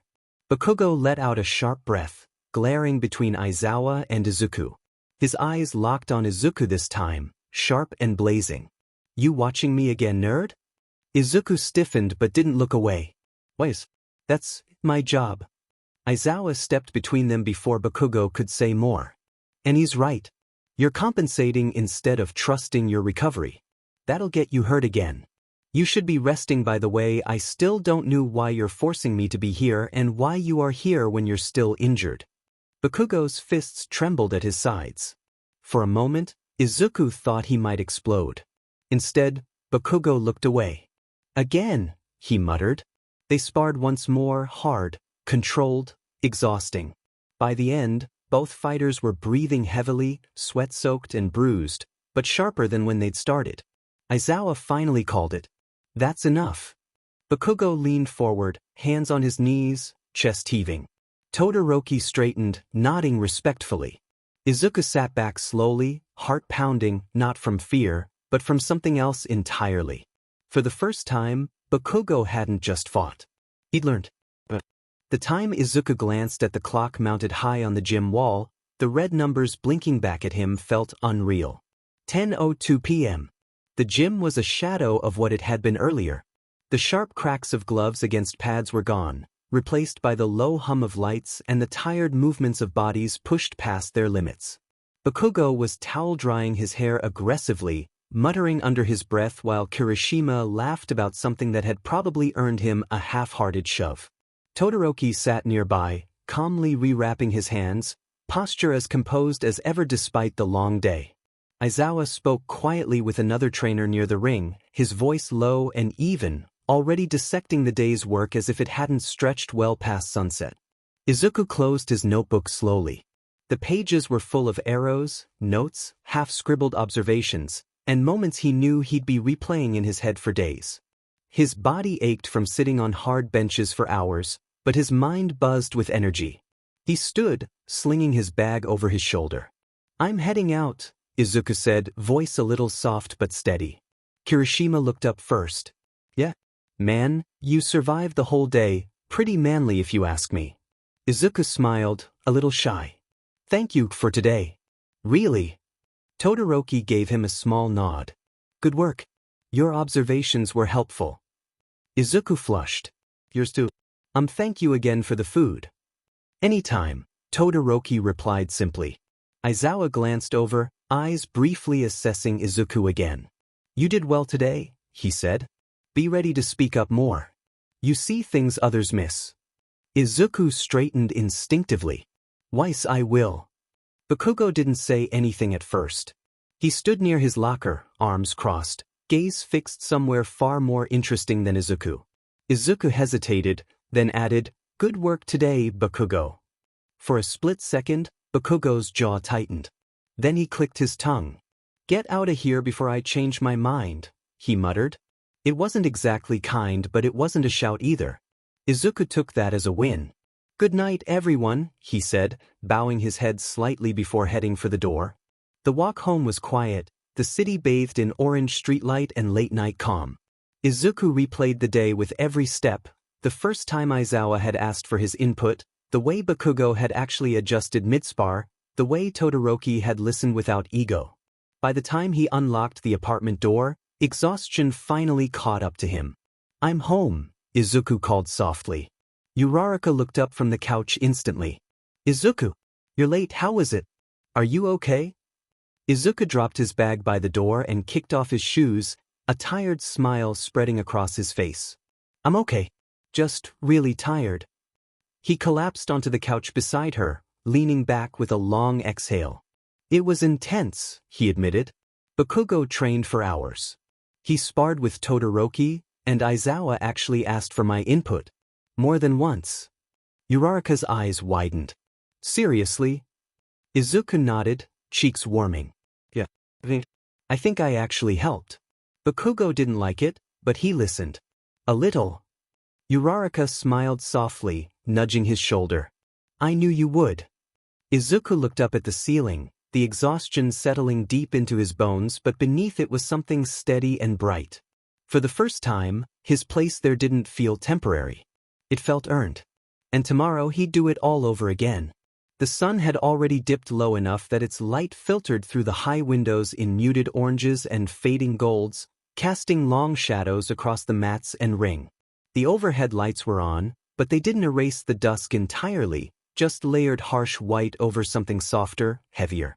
The air was warmer than it should have been, thick with the lingering smell of sweat, disinfectant, and rubber. Izuku checked the time on his phone as he stepped inside. 5:58 p.m. Right on time. He adjusted the strap of his bag on his shoulder and took a quiet breath before fully entering. Even after only one day, the gym already felt familiar, intimidating, but grounding in a way he hadn't expected. Bakugo was already there. Of course he was. He stood near the ring, shirtless, hands wrapped, ribs taped beneath layers of white and beige that peeked out when he moved. Sweat already clung to his skin despite the hour, catching in the sharp lines of muscle along his back and shoulders. His hair was damp at the roots, spikes less controlled than usual, like he'd run his hands through it repeatedly in frustration. Izuku slowed without meaning to. He's been here a while. Bakugo rolled his shoulders and snapped a punch into the air, hard, fast, powerful, but the recoil traveled strangely through his body. His stance reset a half-second too late. He barely reacted. Izuku did. His chest tightened, instinct kicking in before thought. Ribs still taped. Movement stiff. Breathing shallow, short inhale, forced exhale. Bakugo threw another punch, then another, shadowboxing with sharp, aggressive precision. Power wasn't the issue. It never was. But something was off, something subtle, threaded beneath the strength. Izuku moved quietly toward his usual spot near the ring, careful not to draw attention. He set his bag down and pulled out his notebook, flipping to a fresh page even though the last several were already filled edge to edge. His pen hovered for a moment before touching paper. Day 2 6 p.m. session. Bakugo increased the pace of his warm-up, footwork sharp but tense. Each pivot favored his right side just slightly. Each reset came with a stiffness on the left that he compensated for with force. Protecting instead of trusting, Izuku thought, pen moving faster now. Aizawa stood near the ropes, arms crossed, posture loose but alert. He hadn't said anything yet. He was watching, really watching, the kind of still attention that missed nothing. His eyes tracked Bakugo's movement with quiet precision. Izuku swallowed. Bakugo was pushing too hard already. Aizawa finally spoke, voice low and even. "You're early, Midoriya." Izuku startled slightly and straightened. "Yeah. I start at 6, so I wanted to be ready." Bakugo shot a sharp glare in their direction. "What, you two gonna stare all night?" Izuku flinched instinctively, but Aizawa didn't look away from Bakugo.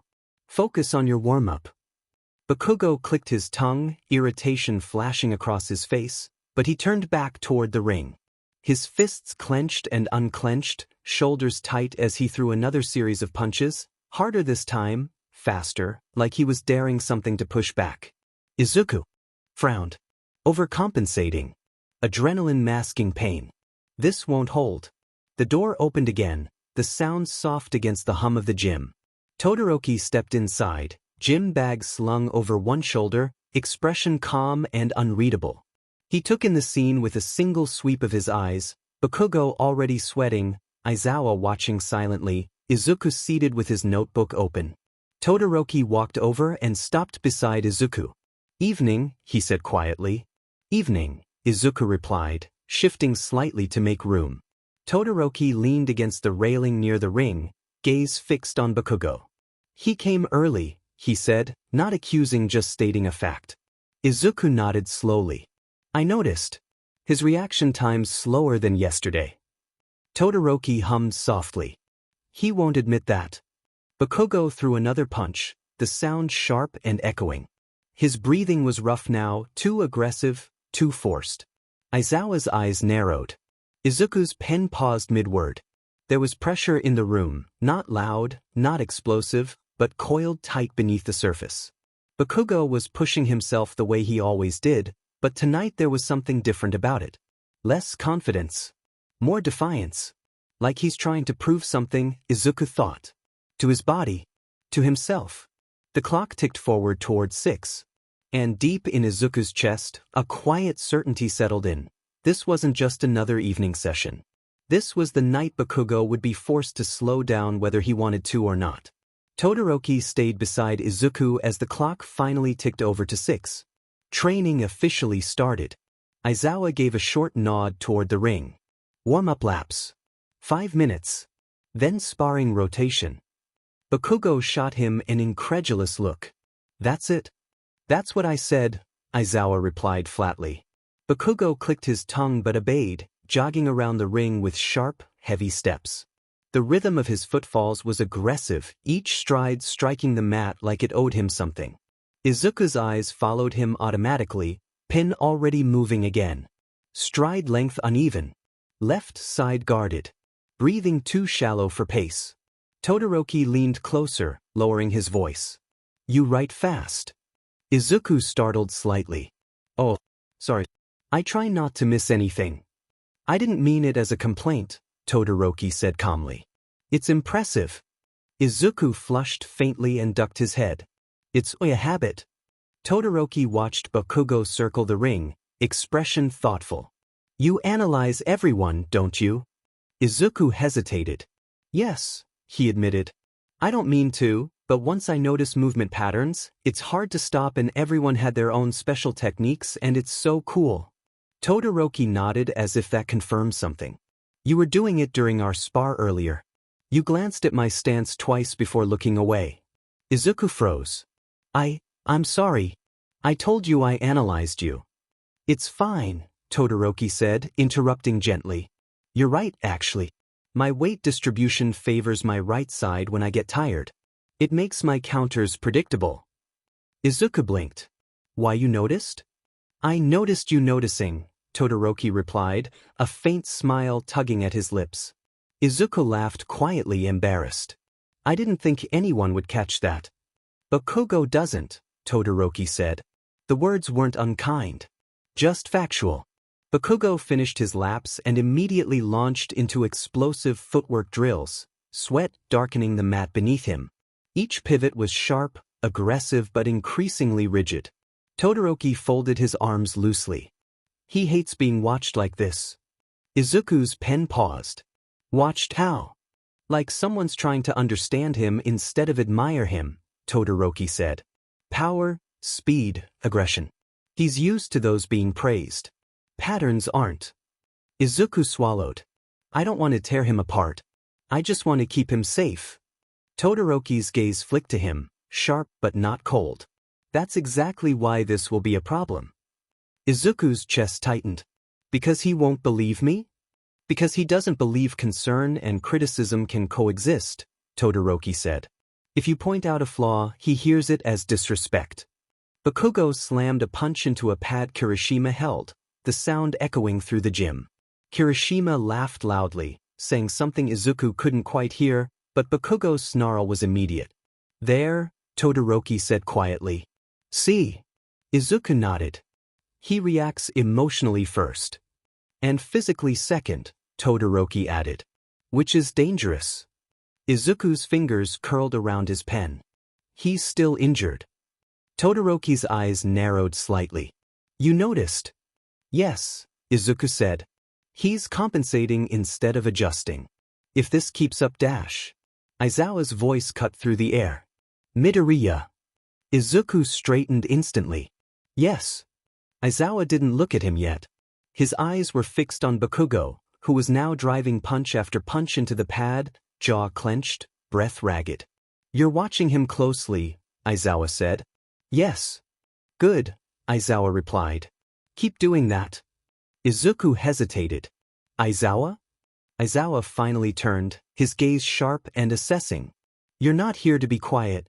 You're here to be useful. Izuku's heart stuttered. Todoroki glanced between them, then back at Izuku. Be careful, he murmured. Once you say it out loud, there's no taking it back. Izuku looked at Bakugo again. At the way his punches were losing efficiency. At the way his stance screamed defiance instead of control. At the anger burning through every movement. I know, Izuku said softly. Bakugo glanced over suddenly, eyes snapping to Izuku's notebook. Their gazes met. Bakugo's expression darkened. Izuku looked away, but it was already too late. Something had shifted. And soon, Izuku wouldn't just be observing anymore. The break came abruptly. Aizawa lifted a hand, 2 fingers raised. Stop. Bakugo halted mid-motion, breath heavy, sweat dripping from his chin. His chest rose and fell sharply as he pulled his gloves off, irritation flashing across his face like a warning flare. He stalked toward the ropes, arms crossing over his chest the moment he stepped out of the ring. Jaw tight, shoulders rigid, every inch of him screaming unfinished. Izuku stayed seated for a moment longer, pen hovering uselessly above the page. His notes had become dense, arrows, circled phrases, underlines stacking over one another. He hadn't realized how fast he'd been writing until his wrist ached. Aizawa didn't address Bakugo first. He turned to Izuku. Midoriya. Izuku looked up instantly. Why yes? Aizawa gestured toward the ring. Come here. The words made Izuku's stomach drop. He stood slowly, legs stiff, and made his way forward. The ropes seemed higher from this angle. The mat closer, more real. This wasn't footage. This wasn't theory. Bakugo noticed immediately. What the hell is he doing? Bakugo snapped, eyes narrowing. Why is he coming in here? Aizawa didn't even look at him. Because you're taking a break. Bakugo scoffed. I don't need dash. You're taking a break, Aizawa repeated, flat and immovable. Bakugo shut his mouth hard enough that Izuku heard his teeth click. Izuku stepped through the ropes carefully, heart hammering in his ears. He stopped a few feet from Bakugo, instinctively keeping distance. Bakugo loomed even like this, arms crossed, posture closed off, gaze sharp and unyielding. Aizawa stood between them, slightly to the side, grounding the space. Midoriya, Aizawa said calmly. Explain what you're seeing. Izuku froze. Titu? He swallowed. To him, Aizawa clarified, nodding toward Bakugo. Bakugo let out a harsh laugh. You've got to be kidding me. Aizawa turned his head just enough to look at him. You can laugh after. Izuku's mouth went dry. This was different from explaining patterns to Kirishima. Different from notes passed quietly, from observations shared secondhand. This was direct, immediate, unavoidable. He forced himself to breathe. Okay, Izuku said quietly. He adjusted his grip on the notebook, not to read from it, but to steady himself. I'm going to talk about mechanics, he said carefully. Not intent. Not attitude. Bakugo rolled his eyes. Just spit it out. Izuku flinched, then steadied. Your left rotation, he said. Bakugo's eyes sharpened. Izuku continued, voice gaining clarity as he focused on the analysis instead of the man. When you throw a hook or pivot out after a combination, your left side isn't rotating fully. You're compensating by overloading your right. Bakugo scoffed. Bullshit. Izuku didn't stop. It's subtle, he said, hands lifting unconsciously as he illustrated the motion.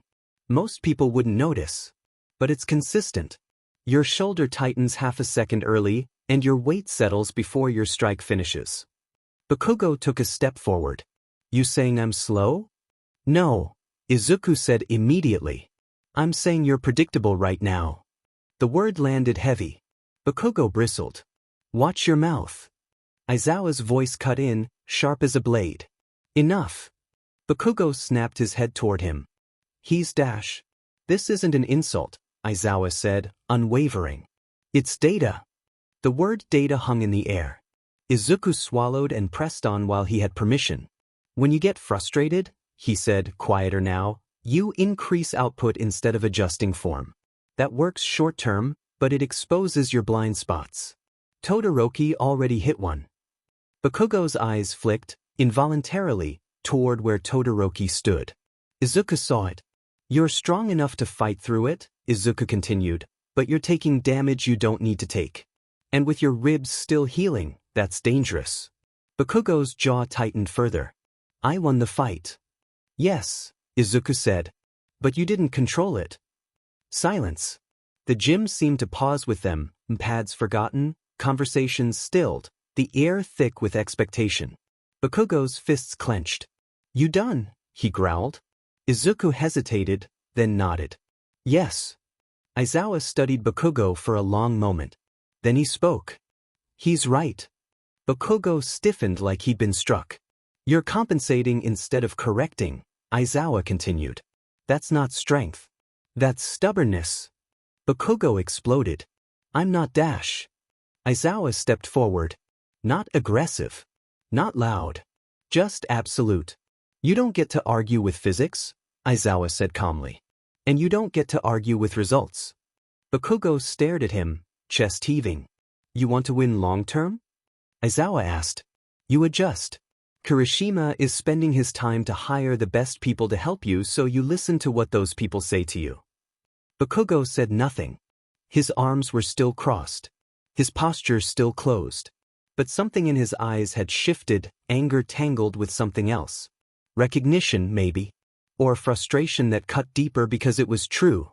Aizawa turned back to Izuku. Good, he said simply. You explained it cleanly. Izuku's breath caught. Thank you. Aizawa nodded once. Stay ready. We'll revisit this. Bakugo didn't look at Izuku. But he didn't walk away either. And that, Izuku realized, might be the loudest reaction of all. The bell rang. Not loud.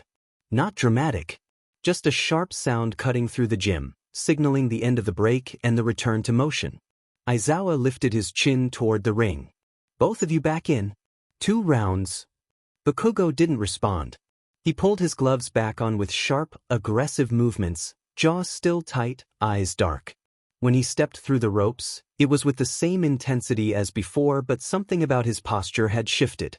Not relaxed. Not calm. Focused. Todoroki followed him into the ring without a word, gloves already raised. He met Bakugo's gaze evenly, neither challenging nor backing down. Izuku returned to his seat near the edge of the mat, notebook open but untouched. His pen rested idle between his fingers. This wasn't about notes anymore. This was about watching. The bell sounded. Bakugo surged forward instinctively, fast, powerful, aggressive, but stopped short of committing to the first strike. Izuku's breath caught. He hesitated. Just a fraction of a second. Barely noticeable. But it was there. Bakugo adjusted his footing instead, shifting his weight back rather than driving through. His stance widened, more stable, less exposed. Todoroki threw a probing jab. Bakugo didn't counter immediately. Instead, he raised his guard, tighter this time, elbows drawn in just enough to protect his ribs. The punch glanced off harmlessly. Izuku's fingers curled around his pen. He closed the gap. Todoroki circled, testing.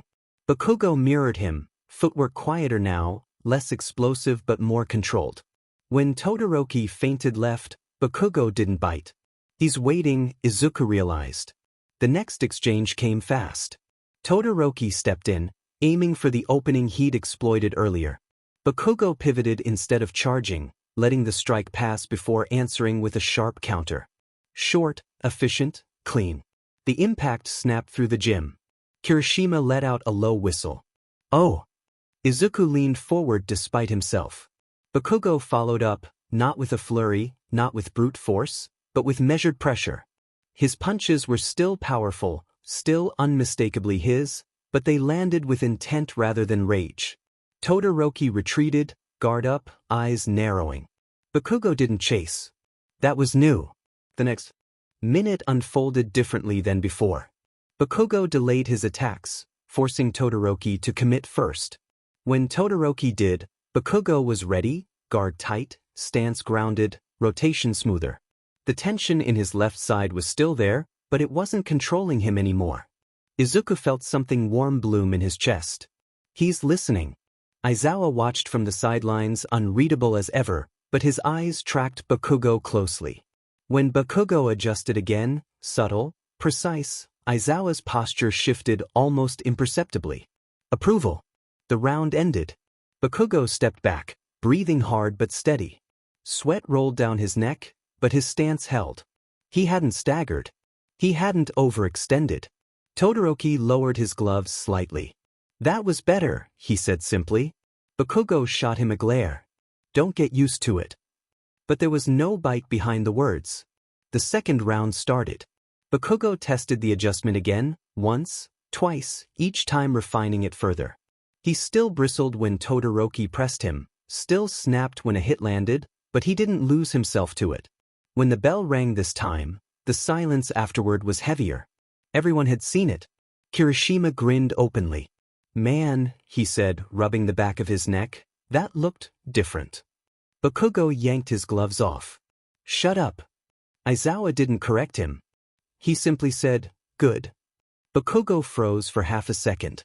Izuku exhaled slowly, only now realizing how tense he'd been. His hand shook faintly as he closed his notebook without writing a single word. Bakugo didn't look at him. But when he stepped out of the ring, his posture was straighter, more controlled. And for the first time since Izuku had met him. Bakugo Katsuki had changed his fighting style because someone told him to. Even if he'd never admit it. The gym had quieted almost completely. The rhythmic thud of gloves against bags had faded, replaced by the low hum of conversations and the occasional squeak of shoes on the mat. Bakugo stood near the ropes, breathing heavily, shoulders rising and falling in sharp, controlled movements. His gloves hung loosely at his sides, sweat dripping from his hair and temple, but the sharp edge in his gaze had softened ever so slightly. He didn't look at Izuku. He didn't even acknowledge the presence of the analyst who had just, quietly but undeniably, shifted the way he approached his sparring. Todoroki stood nearby, his stance relaxed but alert. His eyes flicked between Bakugo and Izuku, but he said nothing. There was no teasing remark. No congratulatory nod. Just watchfulness, as if the silent acknowledgement could be understood without words. Izuku sat a little further back, notebook closed, hands folded loosely in his lap. He could feel the weight of the moment, the air thick with tension and restraint. Bakugo's silence wasn't contemptuous, wasn't angry. He didn't snap, didn't scoff, didn't push his gloves against the floor in a display of irritation. He simply stopped. Aizawa's voice, quiet but firm, cut through the silence. Enough for today. He glanced at Izuku and gave a small nod, eyes sharp but approving. No words were needed, the nod carried all the weight of acknowledgement. Izuku exhaled, A quiet breath that carried relief and a measure of pride. It wasn't victory. Not yet. But it was progress. Bakugo finally dropped to a sitting position on the edge of the ring, leaning on his elbows, jaw tight, hair plastered to his forehead with sweat. He still didn't look at Izuku. He didn't need to. Izuku understood. Bakugo had heard him. And that quiet, grudging, unspoken, was enough for now. The subtle change in posture, the way Bakugo had absorbed Todoroki's feints without flinching or overcommitting, the momentary hesitation before launching his next strike, all of it carried the proof of understanding without a single word of gratitude. Todoroki quietly adjusted his gloves and stepped toward the exit. He glanced at Izuku once, a small, almost imperceptible acknowledgement of teamwork, of trust, before leaving without a word. Izuku remained seated a moment longer, letting it all sink in. Progress was measured in inches, incremental, almost invisible, but it was real. The acknowledgement wasn't loud, wasn't flashy, and it certainly wasn't the dramatic confrontation he had imagined in his head. But it was enough. Enough for him to know that Bakugo wasn't ignoring him. That his observations had mattered. That, in some quiet corner of Bakugo's mind, they might even be considered. Izuku stood, stretching lightly, shoulders still tense from the long evening, and began gathering his things. He didn't expect Bakugo to say anything, and he wasn't disappointed when he didn't. Sometimes, the absence of explosion was the loudest acknowledgement of all. Izuku allowed himself a small, private smile. The work had just begun, but tonight, progress had been made. The gym had finally emptied, the echoes of punches and footwork replaced by the quiet shuffle of water bottles and damp towels. Bakugo sat on the edge of the ring, gloves off, chest rising and falling with sharp breaths. Sweat dripped from his hair, sticking to his forehead, but his posture was steadier. Not relaxed, exactly, but less volatile. Izuku gathered his notebook and bag, still quietly observing. Todoroki had already wiped his gloves and moved toward the exit, hands calm at his sides. Kirishima approached Bakugo, clapping him lightly on the shoulder. "You did well today. Now, dinner?" Bakugo's eyes narrowed. "Dinner? I'm not. I don't care." Kirishima shrugged. "Hey, don't make me drag you by your collar. You're not going anywhere alone anyway." Before Bakugo could argue further, Aizawa's voice came from the side of the gym, calm but firm. "Everyone. Dinner. My house." Izuku froze mid-step. "Dinner," he echoed, looking up to see Aizawa walking toward them, long strides measured, expression neutral. "Dinner," Aizawa confirmed, dark eyes sweeping over the group. "Present Mix joining us as well. He'll be expecting everyone at our place in 30 minutes. Bring yourselves and any injuries you need to wrap." Bakugo muttered something under his breath, mutinous but without real force.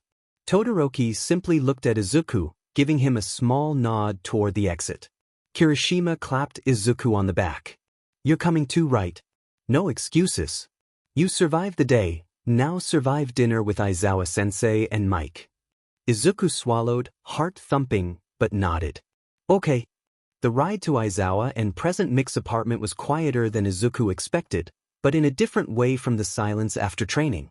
Aizawa was driving, hands steady on the wheel, eyes focused but calm, the only sound the faint hum of the engine and occasional shift of tires on the road.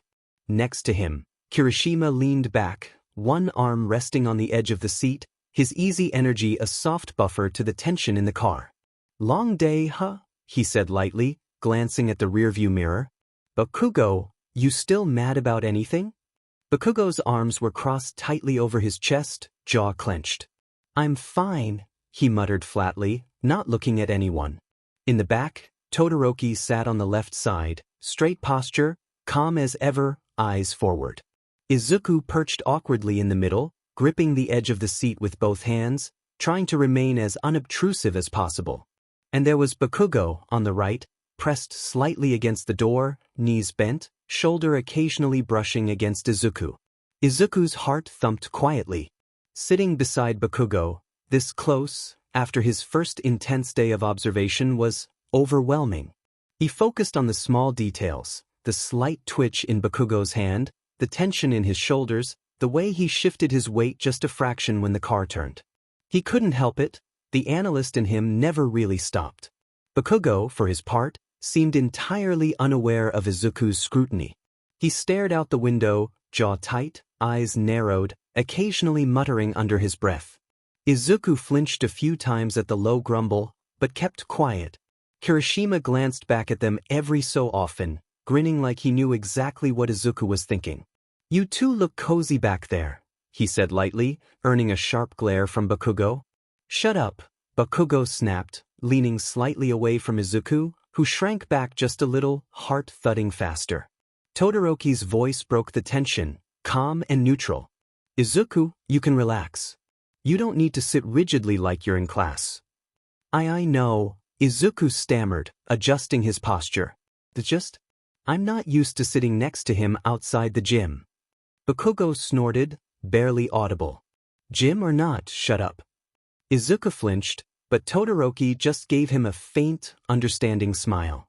Kirishima chuckled quietly from the front seat. Aizawa's eyes flicked to the rearview mirror, but said nothing, letting the tension exist without comment. The rest of the drive was a careful balance of quiet observations, Bakugo's muttered complaints, and Kirishima's gentle teasing. Todoroki occasionally leaned slightly toward Izuku, commenting softly on the route or the neighborhood they passed. Izuku kept his gaze mostly forward, stealing glances at Bakugo, noting the way his hair clung to his forehead from sweat, the sharp line of his jaw, the way his hands flexed even when at rest. The moment they stepped inside the apartment, the atmosphere shifted.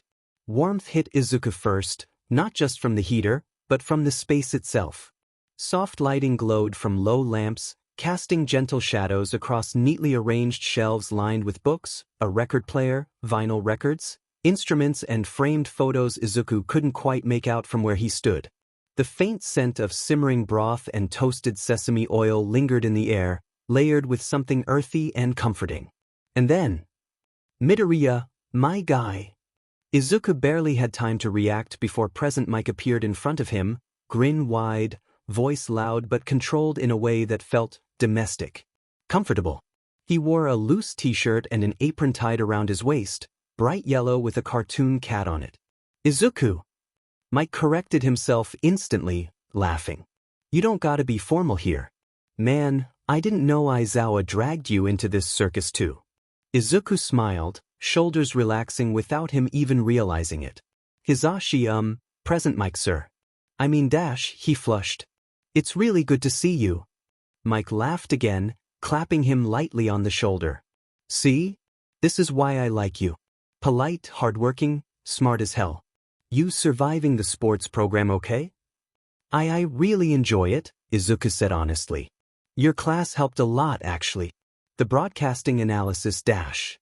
"Yes," Mike said, pointing dramatically. "Someone appreciates my genius." From behind him, Aizawa cleared his throat. Mike didn't jump, but his smile softened just a fraction as he stepped aside. "Dinner's almost ready. You good, Shoyuta?" Aizawa nodded. "Almost done plating."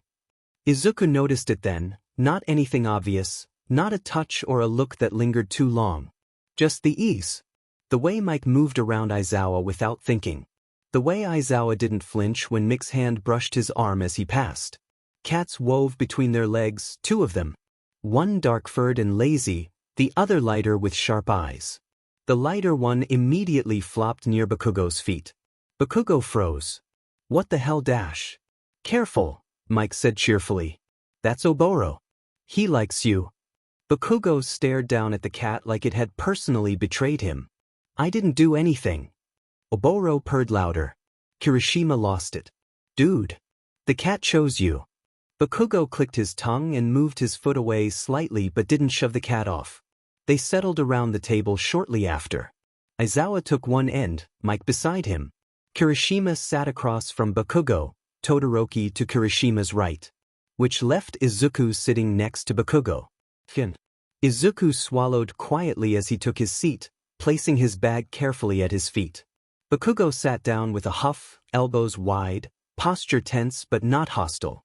Their shoulders were close enough that Izuku could feel the residual heat from Bakugo's body, still warm from training. Dinner was laid out in the center, steaming bowls of katsu curry, rich and golden, the sauce thick and fragrant with skis. Crispy breaded pork cutlets rested atop perfectly cooked rice, edges still crackling faintly. There were small side dishes too, pickled vegetables, a light cucumber salad, and miso soup with tofu and scallions. Bakugo's eyes locked onto the curry instantly. "Spicy?" he asked. Mike grinned. "Extra." Aizawa looks at Mick's grin, his eyes softening slyly. "Did you make spicy stuff because Bakugo was coming? That's unfair to all of us that don't like to eat food that feels like you're eating lava." Kirishima crossed his arms. "Don't worry, for everyone else it's not spicy. I would have though. Todoroki likes spicy food because his dad looks like one giant flaming Cheeto, but then I met his brother and found out he actually hates spicy food. It's because my old man always forced me to eat very spicy food. I despise anything hot." Shoto said, his expression never changing. Bakugo raised an eyebrow at the implied dark story and there was a silence. "How can you just say that so emotionlessly?" Mike said, cutting the silence, but Shoto didn't say anything. They began eating, the clink of chopsticks and low conversation filling the room. Izuku took a bite and nearly melted into his seat. It was incredible. Comforting but bold. He made a small sound before he could stop himself. Bakugo glanced sideways. "Just a flicker." Izuku froze. Sorry." Bakugo didn't say anything else, but when Izuku reached for a side dish a moment later, Bakugo shifted it toward him instead. Their fingers brushed. Just barely. Izuku's breath caught. Bakugo stiffened, not pulling away immediately, not snapping, just pausing for half a second too long before withdrawing his hand. No one commented. Mike chatted easily with Todoroki and Kirishima, asking about training, matches, teasing Kirishima about his manly appetite. Kirishima laughed, mouth full, and then glanced between Mike and Aizawa. "So," Kirishima said casually, "you guys live together, huh?" Mike blinked. Aizawa continued eating. Izuku tilted his head slightly. "Oh, I was wondering that too. I've seen you together a lot at matches and dash." Mike laughed, waving a hand. "Yeah. We've known each other forever. Just made sense, right?" "Makes total sense," Kirishima said, grinning. "Best friends, same schedule, same place. Practically married." Bakugo snorted into his curry. Aizawa shot Kirishima a flat look. "Eat." Mike coughed to cover his laugh. The cats jumped up onto an empty chair nearby, one eyeing Izuku curiously. Izuku smiled and offered a small piece of katsu, which was immediately stolen. Bakugo watched the interaction from the corner of his eye. Dinner continued like that, easy, warm, threaded with small moments. Izuku passed Bakugo the pickles at one point, their knees brushing under the table. Bakugo shifted, clearly aware, but didn't move away. When Izuku laughed softly at something Mike said, Bakugo glanced at him again, longer this time. Nothing was said. But the tension sat there, quiet and alive, woven into the comfort of food and shared space. And Izuku had the strange, steady feeling that he was exactly where he was supposed to be. Dinner eventually wound down, plates scraped clean and bowls stacked neatly at the center of the table. Bakugo leaned back in his chair, arms crossed, clearly full but refusing to say so out loud. One of the cats had migrated fully into his lap at some point, curled up like it owned him. Bakugo noticed. He did not comment. Izuku gathered a few empty bowls automatically, standing a little too quickly. I can help with the dishes." Mike beamed. "See? Polite and helpful. You're a gem kid." Aizawa stood as well, picking up a stack of plates. "Kitchen's this way." Kirishima, meanwhile, had been looking around with increasingly obvious curiosity. His eyes flicked down the hallway, then back to Mike and Aizawa. "So," he said casually, standing and stretching, "you guys got separate rooms, or?" Aizawa didn't even look at him. "No." Mike laughed. "Absolutely not, don't start this." Bakugo snorted. Todoroki sipped his drink, unbothered. Kirishima blinked. "That wasn't even my full question." Aizawa turned, fixing him with a tired stare. "You're not seeing our rooms." Come on." Kirishima protested. "I'm just curious." You guys are mysterious. No, Aizawa repeated flatly. That should have been the end of it. It was not. The kitchen was small but efficient, counters clean, sink already half filled with warm water. Aizawa began rinsing plates methodically, movements unhurried and practiced.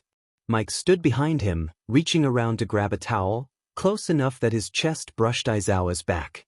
Izuku stepped in quietly, placing dishes beside the sink. He froze for just a moment. Mick's hand rested lightly at Aizawa's waist. Not gripping. Not possessive.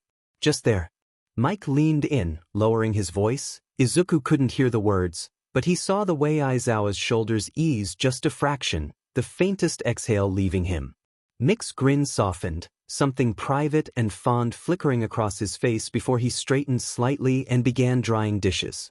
Izuku looked away immediately, cheeks warm, heart doing something odd in his chest. This wasn't loud affection. It was quieter than that. Domestic. Familiar. Izuku handed over another plate, careful not to interrupt, and focused very hard on stacking dishes correctly. Behind them, the hallway was quiet. Too quiet. Okay, but what if I just peek dash? Bakugo's voice snapped. Idiot. Too late. Kirishima had already crept down the hallway, socks sliding softly against the floor. Todoroki noticed immediately but, after a pause, chose not to intervene. He took a sip of water instead. Kirishima pushed open the first door. Oh, he whispered. The room was clearly Aizawa's, but it wasn't a bedroom as there was no bed. Minimalist. Dark curtains. A single bookshelf lined with worn paperbacks, margins filled with notes. Training gear folded precisely in one corner. No posters. No clutter. A desk with a lamp, a stack of papers, and one picture frame in the corner of the desk that he couldn't see, and in the corner a sleeping bag. Kirishima smiled to himself. Oh, Aizawa. Then he turned and opened the next door. This room was different. Smaller, brighter. Posters on the wall, some band-related, some clearly handmade. A neatly arranged desk with textbooks and notebooks stacked with care. A large bean bag, a hoodie tossed over the chair, more instruments and music sheets, DJ equipment, and just a lot to do with music. There were photos on the shelf. One of Mike, grinning wildly. One of Aizawa, expression neutral but eyes softer. And one in the middle, a bluish-haired boy, grinning at the camera. He looked like a mad scientist with his hair that stood up and random goggles. Kirishima froze. Whoa! He left the room behind and stepped into another, one that no longer belonged to just one of them. The walls were a deep gray, dark without being oppressive, the kind of color chosen to calm rather than impress. Heavy blackout curtains framed the window, sealing the world out, and a low black rug softened the floor beneath his feet. His attention drifted to the bed. It was king-sized, low and solid, built for rest more than appearance. One duvet covered it, dark and thick, pulled unevenly, as if it had been fought over and surrendered again and again. Beneath it, the contrast showed. The left side was looser, silk pillowcases slightly twisted, the black silk sheets creased wear. Someone never quite slept still. A brighter, fluffy blanket lay half-draped near the foot of the bed, abandoned but not removed. The right side was quieter. Fewer pillows. The duvet folded back just enough to reveal two small plushies, one a black cat that had yellow goggles and a scarf, and the other was a golden dog with headphones and stewed bracklets, its presence subtle but unmistakable. The space looked claimed, not arranged. Nightstands flanked the bed like quiet markers of habit. On the left side, a phone plugged in, headphones left where they'd been dropped, papers stacked unevenly as if forgotten on purpose. On the right side, a book turned face down, eye drops lined neatly beside it, a tablet placed screen down and silent. The lamp, on what he guessed was Aizawa's side, casted a low, amber glow, soft enough that neither would complain. It wasn't a perfect room. It wasn't symmetrical. But the bed told the truth of it, shared warmth, shared space, small concessions made without discussion. A room shaped by nights spent too close, by half-sleep and familiar weight, by a single duvet pulled back and forth until neither of them bothered to let go. They are definitely F.A., Kirishima mumbled and left, going to another room further away. He stepped inside slowly, gaze scanning the room. "No way," he murmured. "They've got a kid." The room was a quiet corner of the apartment, a space that somehow felt entirely his own despite the household's contrasting personalities. The walls were a deep, muted gray, calm and grounding, with a single accent wall in dark purple that caught the dim evening light filtering through the window. Blackout curtains hung heavy over the pane, but a thin, colorful trim hinted at mixed influence, softening the otherwise subdued tone. The floor was hardwood, partially covered by a low, dark rug that absorbed sound, making the room feel even quieter. Against one wall sat a neatly made full-sized bed, sheets dark and the pillow covers purple, the duvet plush but carefully arranged, with a small bright throw blanket tossed casually at the foot, a subtle, chaotic nod from Mike. Opposite the bed, a minimalist desk held an organized array of notebooks, pens, and a small lamp casting a warm, adjustable glow, perfect for late-night thinking. A few personal touches hinted: a tiny plant on the windowsill, a pen holder shaped like a brain, and a small shelf with books and a bright yellow plushie tucked into the corner. Everything was orderly yet lived in, a balance of structure and warmth that mirrored the compromise of a home shaped by three very different people, giving the person living here a quiet sanctuary that felt safe, personal, and entirely his own. Behind him, Kirishima. Aizawa's voice was flat. Kirishima jumped so hard he nearly hit the doorframe. Sorry. Mike appeared behind Aizawa, one hand still holding a dish towel. He glanced into the room, then sighed, rubbing the back of his neck. Guess that answers the mystery. Bakugo had stood up at this point, arms crossed, eyes narrowed. Izuku hovered near the kitchen entrance. That's Shinso's room, Mike said, tone light but protective. Our kid. Kirishima's expression shifted immediately, sheepish, respectful. I didn't mean to, I just Aizawa cut him off. I said no. Yes, sir, Kirishima said quickly. There was a beat of silence. Then Mike laughed softly. You snoop, you learn things you can't unlearn, man. Izuku felt something settle in his chest, not shock, not gossip, but understanding. The quiet affection. The shared space. The way they moved around each other. It made sense. Bakugo huffed. Aizawa raised an eyebrow. Do you have something to say? Bakugo shrugged. No. How long have you guys been Dada? Kirishima started. Come on, shitty hair, spit it out. How long have you guys been Bakugo says, leaning against the doorframe, and Izuku behind Bakugo admiring his boldness. We met when we were 16, we got together at 18, but Sho Yuta liked me from the first day we met. Mike grins, wrapping his arms around Aizawa's waist. Why don't you guys tell anyone? Kirishima starts. Not everyone is accepting of these type of relationships, and we both had goals to achieve. We didn't want our relationship to stop us from doing the things we love. This generation is more accepting though. Aizawa speaks up, but he didn't sound annoyed. Just accepting. The moment passed, tension dissolving back into something calmer, something unspoken but solid. Izuku helped finish the dishes in silence, the image of the hallway and that room lingering in his mind, not as a secret, but as proof. Some bonds didn't need to be loud to be real. The night air was cool when they finally stepped outside, the warmth of the apartment giving way to the hush of the street. The building lights cast long shadows across the sidewalk, and for a moment no one spoke. Bakugo shoved his hands into his pockets, shoulders hunched slightly as he walked ahead. He didn't storm off. Didn't explode. He just moved forward with a stiff, contained energy that felt heavier than his usual anger. Kirishima stretched his arms over his head. Man, that hit the spot. Food and emotional damage. Shut up, Bakugo muttered, but there was no real bite behind it. Todoroki lingered near Izuku for a moment. You did well today, he said quietly. Not just in the gym. Izuku blinked. Oh, I just said what I saw. That's the point, Todoroki replied. He inclined his head slightly, then turned to follow the others. Aizawa stood a little apart, keys in hand, watching them with his usual unreadable expression. As Izuku hesitated near the curb, unsure if he should say goodbye first or wait to be dismissed, Aizawa spoke.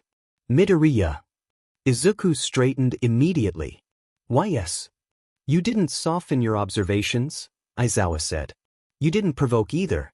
That balance matters. He paused, eyes sharp but not unkind. You're doing what you were hired to do. It wasn't praise. Not exactly. But Izuku felt it settle into his chest all the same. Thank you, he said softly. Aizawa nodded once. Get home safe. Mike leaned out the doorway, waving exaggeratedly. Text me if you ever need help with commentary analysis, Izuku. And eat more next time. Izuku smiled, warmth spreading through him. I will, thank you. They parted soon after, Kirishima talking loudly about practice schedules, Todoroki already absorbed in thought. Izuku began the walk home alone, backpack slung over his shoulder, footsteps echoing quietly against the pavement. He replayed the day in his head as he walked. Bakugo adjusting his stance. Bakugo delaying a punch. Bakugo not yelling when corrected. Bakugo not denying the data. Not thanking him. But not rejecting him either. Progress measured in inches. By the time Izuku reached home, the lights were still on. He slipped off his shoes quietly, heart lighter than it had been in weeks. Uraraka looked up from the couch immediately. You're back. How was it? You were gone forever. Izuku sat beside her, shoulders finally relaxing. It was intense. But. He paused, searching for the right words. I think I belong there. She smiled softly. That's a big deal. Izuku nodded. Bakugo didn't explode. That might be the biggest win of the day. Uraraka laughed, leaning against him. I'll take that as a good sign. Izuku stared at the ceiling for a long moment, listening to the quiet of the apartment. Bakugo had heard him. Bakugo had changed just a little. And tomorrow, training would continue. Not as enemies. Not as friends. But something else. Something unfinished. And for now, that was enough. By the third week, Izuku had learned the exact moment the gym changed its mood. It wasn't when the doors opened, or when the music kicked on, or even when the first gloves hit the bags. It happened closer to 6:30, when the casual chatter faded and everyone shifted into something quieter, sharper. Less talking. More watching. Izuku arrived just before 6, like always. Backpack slung over one shoulder, notebook already in hand, he paused just inside the doorway to take it all in. The gym smelled the same as it always did, sweat, leather, disinfectant, but now it felt familiar instead of overwhelming. He knew where to stand without being in the way. Which bench creaked if you leaned too hard. Which heavy bag Bakugo preferred. He took his usual spot near the ring, close enough to see foot placement clearly but far enough to avoid being directly in Bakugo's line of sight. That part was intentional. Invisible if possible. Evenin, Midoriya, Kirishima called, tossing him a grin. Izuku smiled back. Good evening. Bakugo didn't say anything. He was already warming up, shirt discarded, shoulders rolling as he wrapped his hands with sharp, practiced movements. Sweat darkened the edges of his hair, spikes sticking out in uneven angles where it hadn't dried properly. Izuku tried, unsuccessfully, not to stare. Up close, Bakugo was different. On screen, he was power and aggression and noise. In the gym, he was precision. Every movement had purpose, even when he was clearly annoyed. Especially then. Izuku dropped his gaze to his notebook and began writing. Warm up. Left rotation still guarded.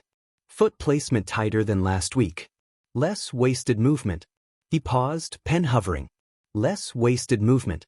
That was new. Bakugo caught him watching and shot him a glare sharp enough to cut glass. Izuku immediately looked back down, cheeks warming.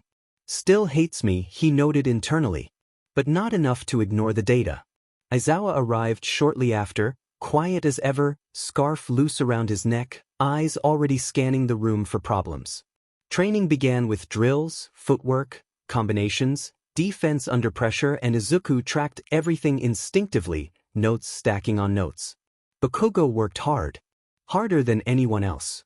He pushed himself relentlessly, teeth grit, muscles straining, sweat pouring down his spine. When Aizawa corrected him, he listened not happily, not quietly, but he listened. When Izuku noticed something, he hesitated before speaking. Every time. He hated the way his chest tightened before opening his mouth. Hated that a part of him still braced for Bakugo's anger, even after weeks of not kindness, but tolerance. Eventually, Aizawa noticed. "Midoriya," he said during a break, voice flat. "You've been holding back." Izuku blinked. I just didn't want to interrupt." "You're here to interrupt," Aizawa replied. "If something's off, say it." Bakugo scoffed from across the ring. Izuku swallowed, then nodded. "Okay." Sparring began shortly after, Bakugo against Todoroki, and the energy in the gym shifted immediately. Todoroki was calm where Bakugo was explosive, movements smooth and controlled, eyes unreadable. Izuku's pen moved faster. Bakugo surged forward early, clearly aiming to dominate the pace. Todoroki gave ground deliberately, drawing him out, testing his timing. Izuku's breath caught. Bakugo overcommit on the third exchange, weight shifting just a fraction too far forward. Todoroki didn't punish it fully, yet, but Izuku saw the opening plain as day. "Left side," Izuku said quietly, almost to himself. Aizawa heard him anyway. "Explain." Izuku stiffened. His weight's too forward after the second strike. If Todoroki countered instead of retreating, Bakugo wouldn't recover in time. Bakugo snapped his head toward them. "Don't talk like I'm not here." Aizawa didn't even look at him. "Adjust, then." Bakugo growled, but the next exchange was different. He held back, barely, delayed his punch, tightened his guard. Todoroki's counter-glanced instead of landing clean. The difference was subtle, but it was there. Izuku exhaled slowly, heart racing. Bakugo didn't look at him, didn't acknowledge the change. But he didn't revert either. And for Izuku, that was everything. By the end of the session, his notebook was full, wrist aching, mind buzzing. As the gym began to empty and the tension eased, Izuku packed up quietly, watching Bakugo towel off, muscles still taut, expression unreadable. This was the new normal, not comfort, not peace, but progress. And as Izuku got lost in thought, he realized something unsettling and exhilarating all at once. Bakugo Katsuki wasn't just listening anymore. He was adapting. The gym was already warm when Aizawa called for attention. Not loudly. Not dramatically. He simply stepped closer to the ring and spoke, voice carrying in that flat, authoritative way that made people listen without realizing they were doing it. "Before we all go," he said, "we're adding someone to rotation." Bakugo looked up immediately, irritation flickering across his face. "What? Another babysitter?" Kirishima winced. Todoroki remained impassive. Izuku straightened, pen pausing mid-note. Aizawa turned toward the entrance. "Come in." The door opened quietly. At first glance, the newcomer didn't look like much. He was tall but lean, posture relaxed to the point of seeming disinterested. Messy purple hair fell into his eyes, and dark circles sat beneath them like he hadn't slept properly in. He wore a simple hoodie and training pants, hands tucked into his pockets as he stepped inside and let the door close behind him. Izuku's breath caught. There was something about the way he moved, not careless, but deliberate in its laziness. Like a fighter who didn't waste energy unless he absolutely had to. The boy's eyes lifted slowly, scanning the room. When they landed on Bakugo, they lingered. Just a second too long. Bakugo bristled instantly. "What the hell are you looking at?"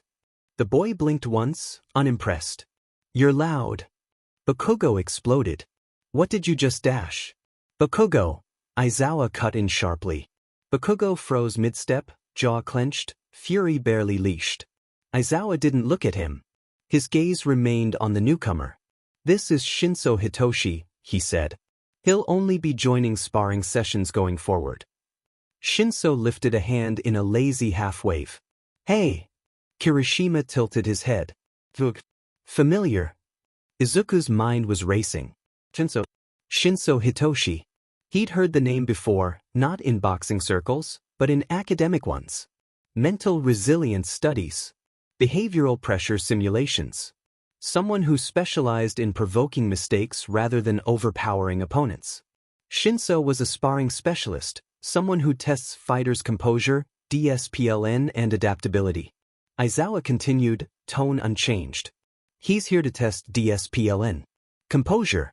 Control. Bakugo scoffed. That's it? You bring in some random guy to piss me off. Shinso shrugged. If it works, that's kind of on you. Bakugo's aura flared dangerously. Say that again. Bakugo, Aizawa said again, firmer this time. Then, after a beat, he added calmly. He's my son. The gym went silent.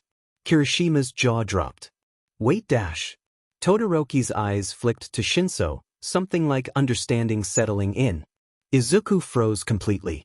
Son. His gaze snapped back to Shinso, suddenly seeing the similarities, the tired eyes, the quiet intensity, the way he carried himself like he'd learned restraint the hard way. Shinso scratched the back of his neck. Yeah, that. Bakugo stared. That you're kidding. I don't joke, Aizawa replied. For once, Bakugo had no immediate comeback. Shinso stepped closer to the ring, stretching his shoulders casually. I'm not here to replace anyone, he said. I'm here to make you uncomfortable. Izuku swallowed. That wasn't bravado. It was a promise. Aizawa's eyes shifted briefly to Izuku. Midoriya, he said. You'll be observing these sessions closely. Izuku nodded immediately. Okay. Shinso glanced at him then, really looked this time. His eyes sharpened with interest. You're the analyst, he said. The one who makes him mad. Izuku flushed. I don't try to dash. Shinso smiled faintly. Good. Means you're doing it right. Bakugo growled. You two done talking about me like I'm not here? Aizawa turned back to him. You're first, he said. With Shinso. Bakugo's grin was sharp, dangerous. Fine. I'll knock him flat. Shinso stepped into the ring, calm as ever. You can try. Izuku's pen hit the page hard.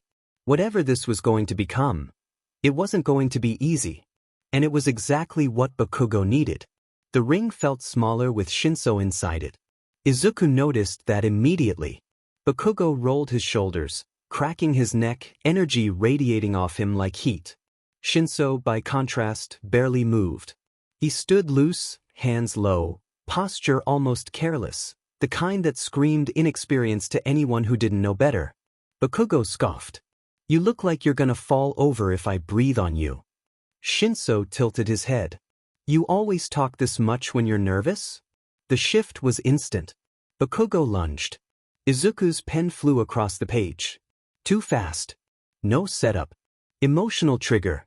Bakugo's first punch cut through the air where Shinso's head had been a second earlier. Shinso slipped back just enough to avoid it, not even fully raising his guard. Missed, Shinso said mildly. Bakugo snarled and followed up immediately, fists coming harder now, faster. Shinso retreated, footwork economical, eyes never leaving Bakugo's face. He didn't counter yet. He didn't need to. He was watching. Izuku's stomach tightened. Shinso wasn't trying to win. He was collecting information. Bakugo pressed harder, explosive combinations slamming toward Shinso's guard. Shinso blocked what he had to, dodged what he could, letting Bakugo burn energy with every strike. Your left still hurts, Shinso said suddenly. Bakugo's fist hesitated for half a second. That was all Shinso needed. He stepped inside Bakugo's space, not striking, just close enough to disrupt his rhythm, and Bakugo had to stumble back to avoid colliding with him. The gym went quiet. Bakugo's eyes burned. The hell did you say? Shinso shrugged. You rotate less when you're irritated. More when you're trying to prove something. Bakugo roared and charged again. Izuku nearly stopped breathing. This was exactly what Shinso wanted. Bakugo's punches came heavier now, anger bleeding into power. His form suffered, guard dropping, weight pitching forward, and Izuku could see every flaw stacking on top of the next. Aizawa's voice cut through the tension. Midoriya. Izuku flinched. Why yes? What's happening? Aizawa asked calmly. Izuku swallowed. Bakugo's letting Shinso control the pace. He's reacting emotionally instead of dictating movement. His center of gravity is drifting forward. Shinso's baiting him into overextension. Bakugo heard that. You got a lot to say today, don't you? Bakugo snapped without looking at him. Shinso smiled, small, sharp. He's right though. Bakugo lost it. He swung wide, aiming to end it with one devastating blow. Shinso ducked, stepped to the side, and shoved Bakugo's shoulder just enough to throw him off balance. Bakugo caught himself before falling, barely, foot scraping against the mat. The silence afterward was deafening. Bakugo stood there, chest heaving, fists clenched so tight his knuckles went white. Shinso didn't move. Didn't attack. Didn't gloat. You hit harder when you're angry, Shinso said quietly. But you stop thinking. Aizawa raised a hand. Enough. Bakugo spun. The hell you mean enough?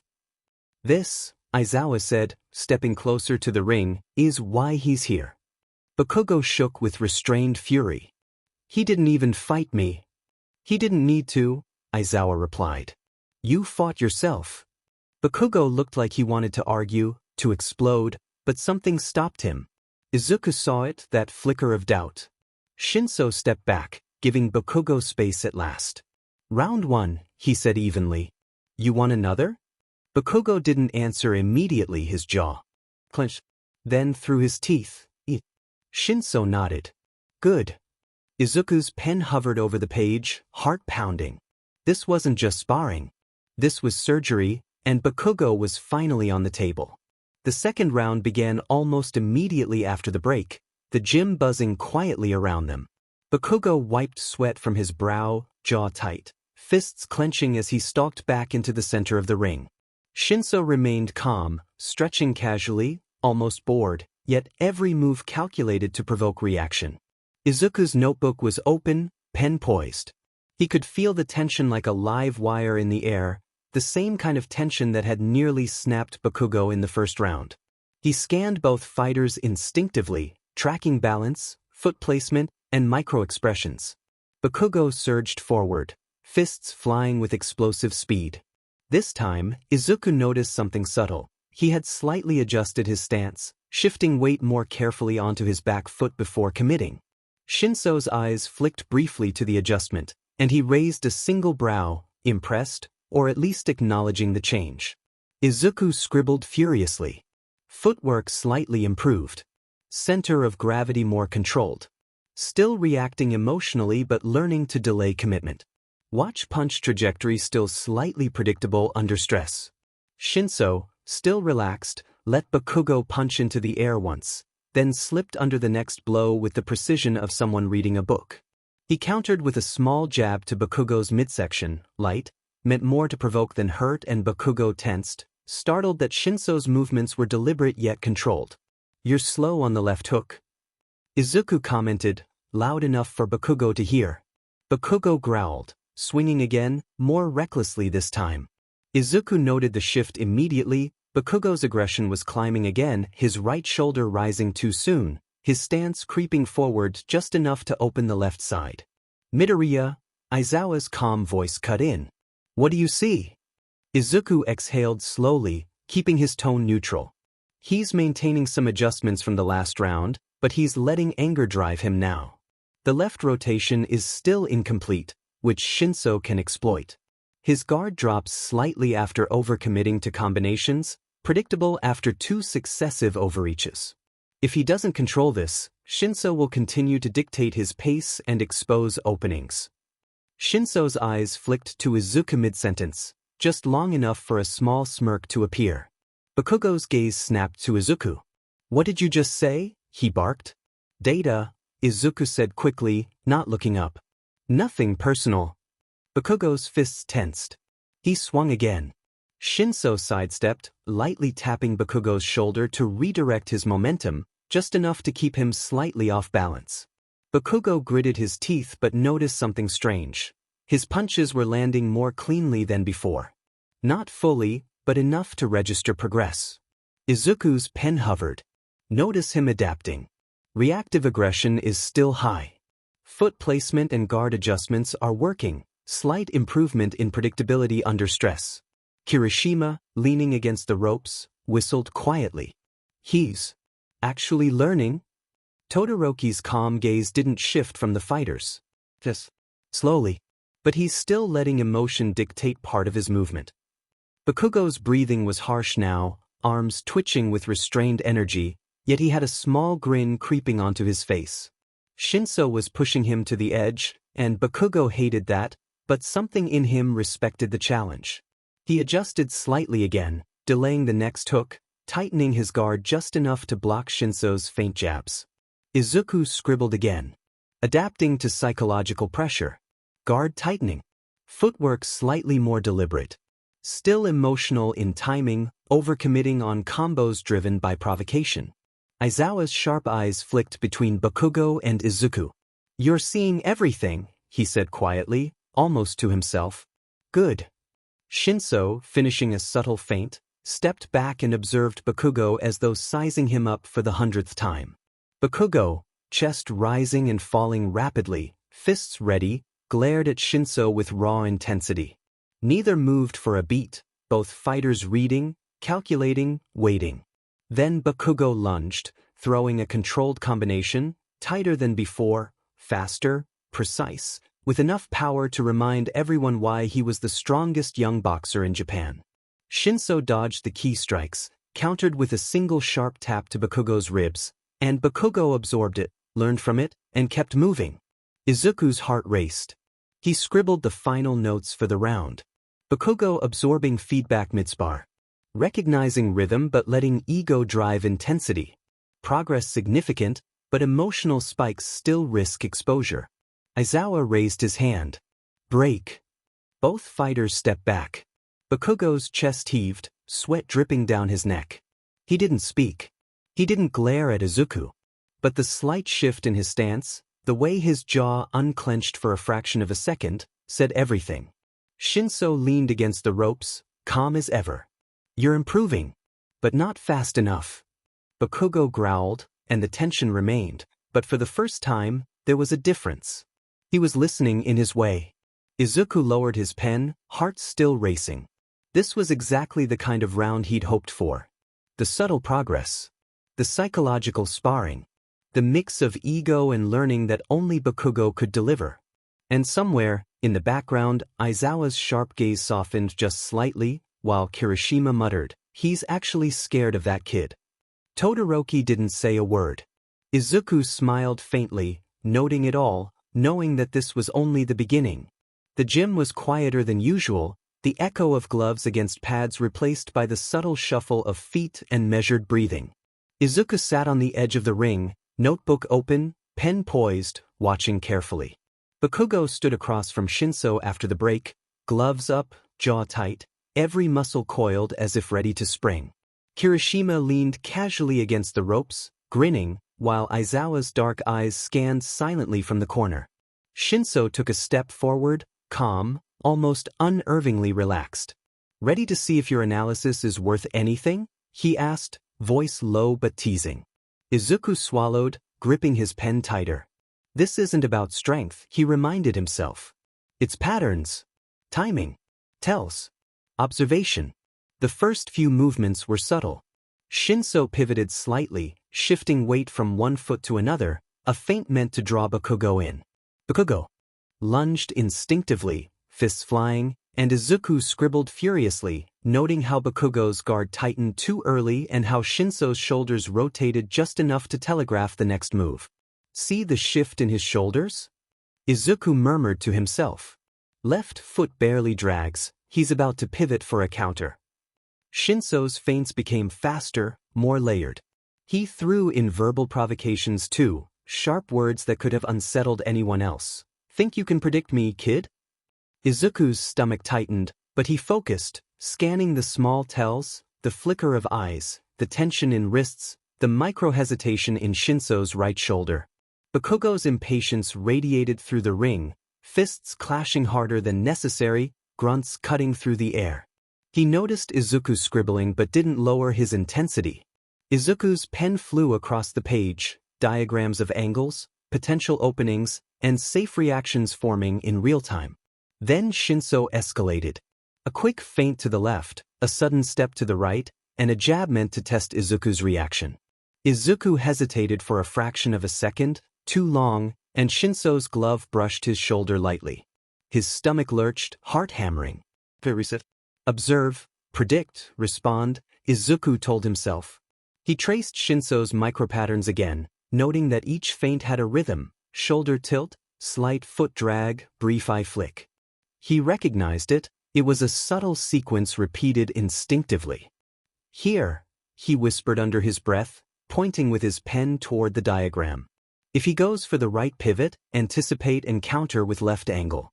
Keep your guard low until he commits fully. Shinso's smirk widened as if he'd heard. You're confident. Izuku's jaw tightened. He had to prove it, not argue. The next sequence began. Shinso pivoted, feinted left, stepped right, his strike aimed at Bakugo's guard. This time, Izuku's prediction worked. Bakugo adjusted subtly, delayed the punch, tightened the guard exactly where Izuku had indicated, and shifted his foot placement just enough to absorb the impact safely while keeping Shinso in check. Shinso paused mid-movement, impressed. His eyes flicked to Izuku, realizing the kid had called it. He tried another unpredictable sequence, faster and sharper, testing Izuku's read again. Izuku's pen flew, notes forming, and he whispered tactical cues, almost as if coaching silently. Shoulder drop, step back, jab weak side, pivot yes now. Bakugo, fueled by the irritation and tension of the moment, reacted perfectly. Every adjustment Izuku had identified unfolded almost seamlessly, turning Shinso's offensive into a controlled exchange. The gym seemed to hold its breath. When Shinso finally stopped, stepping back with a grin, he held up a hand in acknowledgement. All right, that was impressive. You saw everything coming. Are you sure you're just a student? Izuku exhaled slowly, fingers trembling slightly from adrenaline. He hadn't even realized he'd been holding his breath. Kirishima clapped lightly, Aizawa gave a subtle nod, and Bakugo's glare softened just slightly, begrudging respect hidden beneath the intensity. Bakugo muttered under his breath, "Not bad. You actually knew what you were doing." Izuku's cheeks heated, but he didn't respond. He just scribbled the last note for the session. Pattern recognition and predictive response validated. Real-time adaptation successful. Shinso smirked again but nodded, clearly impressed. Looks like the analyst isn't just taking notes after all. The moment lingered. Izuku realized something. It wasn't about winning the spar physically. He had proven his skill in the one way that mattered with his mind, under pressure, in real time, and even Bakugo had noticed. For once, Izuku felt a quiet satisfaction. The gym was unusually still for a moment, the echo of gloves and footwork replaced by the quiet hum of heavy breathing. Bakugo stood with his fists lowered, chest heaving, eyes sharp and unreadable. He wasn't glaring at anyone, not Shinso, not Kirishima, not even Izuku. But there was a weight in the air, the kind that made Izuku's chest tighten, like standing just outside a storm. Kirishima broke the silence first, leaning against the ropes with a grin. Well, that was something. Izuku, you really called his sequences. He gave a playful nudge to Shinso. And you didn't even see it coming until it was too late. Shinso chuckled, brushing his hair back. Yeah, he's quick. Not just in movement, but analysis. Clever kid. Izuku's cheeks flushed more. He'd expected some acknowledgement, but not so openly. He glanced toward Bakugo, who was now wiping sweat from his brow, jaw tight, lips pressed into a thin line. Bakugo wasn't saying anything, and that was telling enough. The moment felt tense. Bakugo's eyes flicked to Izuku, then away, lingering on the notebook in his hands. It was a subtle acknowledgement he had noticed, and maybe that was enough. Izuku's fingers twitched slightly, almost itching to reach out and explain further, but he held back. He had learned long ago that Bakugo didn't respond to words when he was like this. Actions mattered more. Kirishima, sensing the tension, clapped his hands together. All right, everyone. Drink, stretch, whatever. But Izuku, you're coming with me to get some water. Izuku nodded, standing and following Kirishima toward the cooler. Shinso lingered nearby, giving him a small, approving smile. Bakugo remained at the center of the ring, fists still tense, eyes focused on nothing in particular. As Izuku and Kirishima walked, he felt Bakugo's gaze on him, a quiet heat in the back of his neck. He turned slightly, almost instinctively, catching a brief glance of Bakugo's expression. Pride mingled with irritation, the familiar fire of the boxer he had come to analyze, and yet, something more.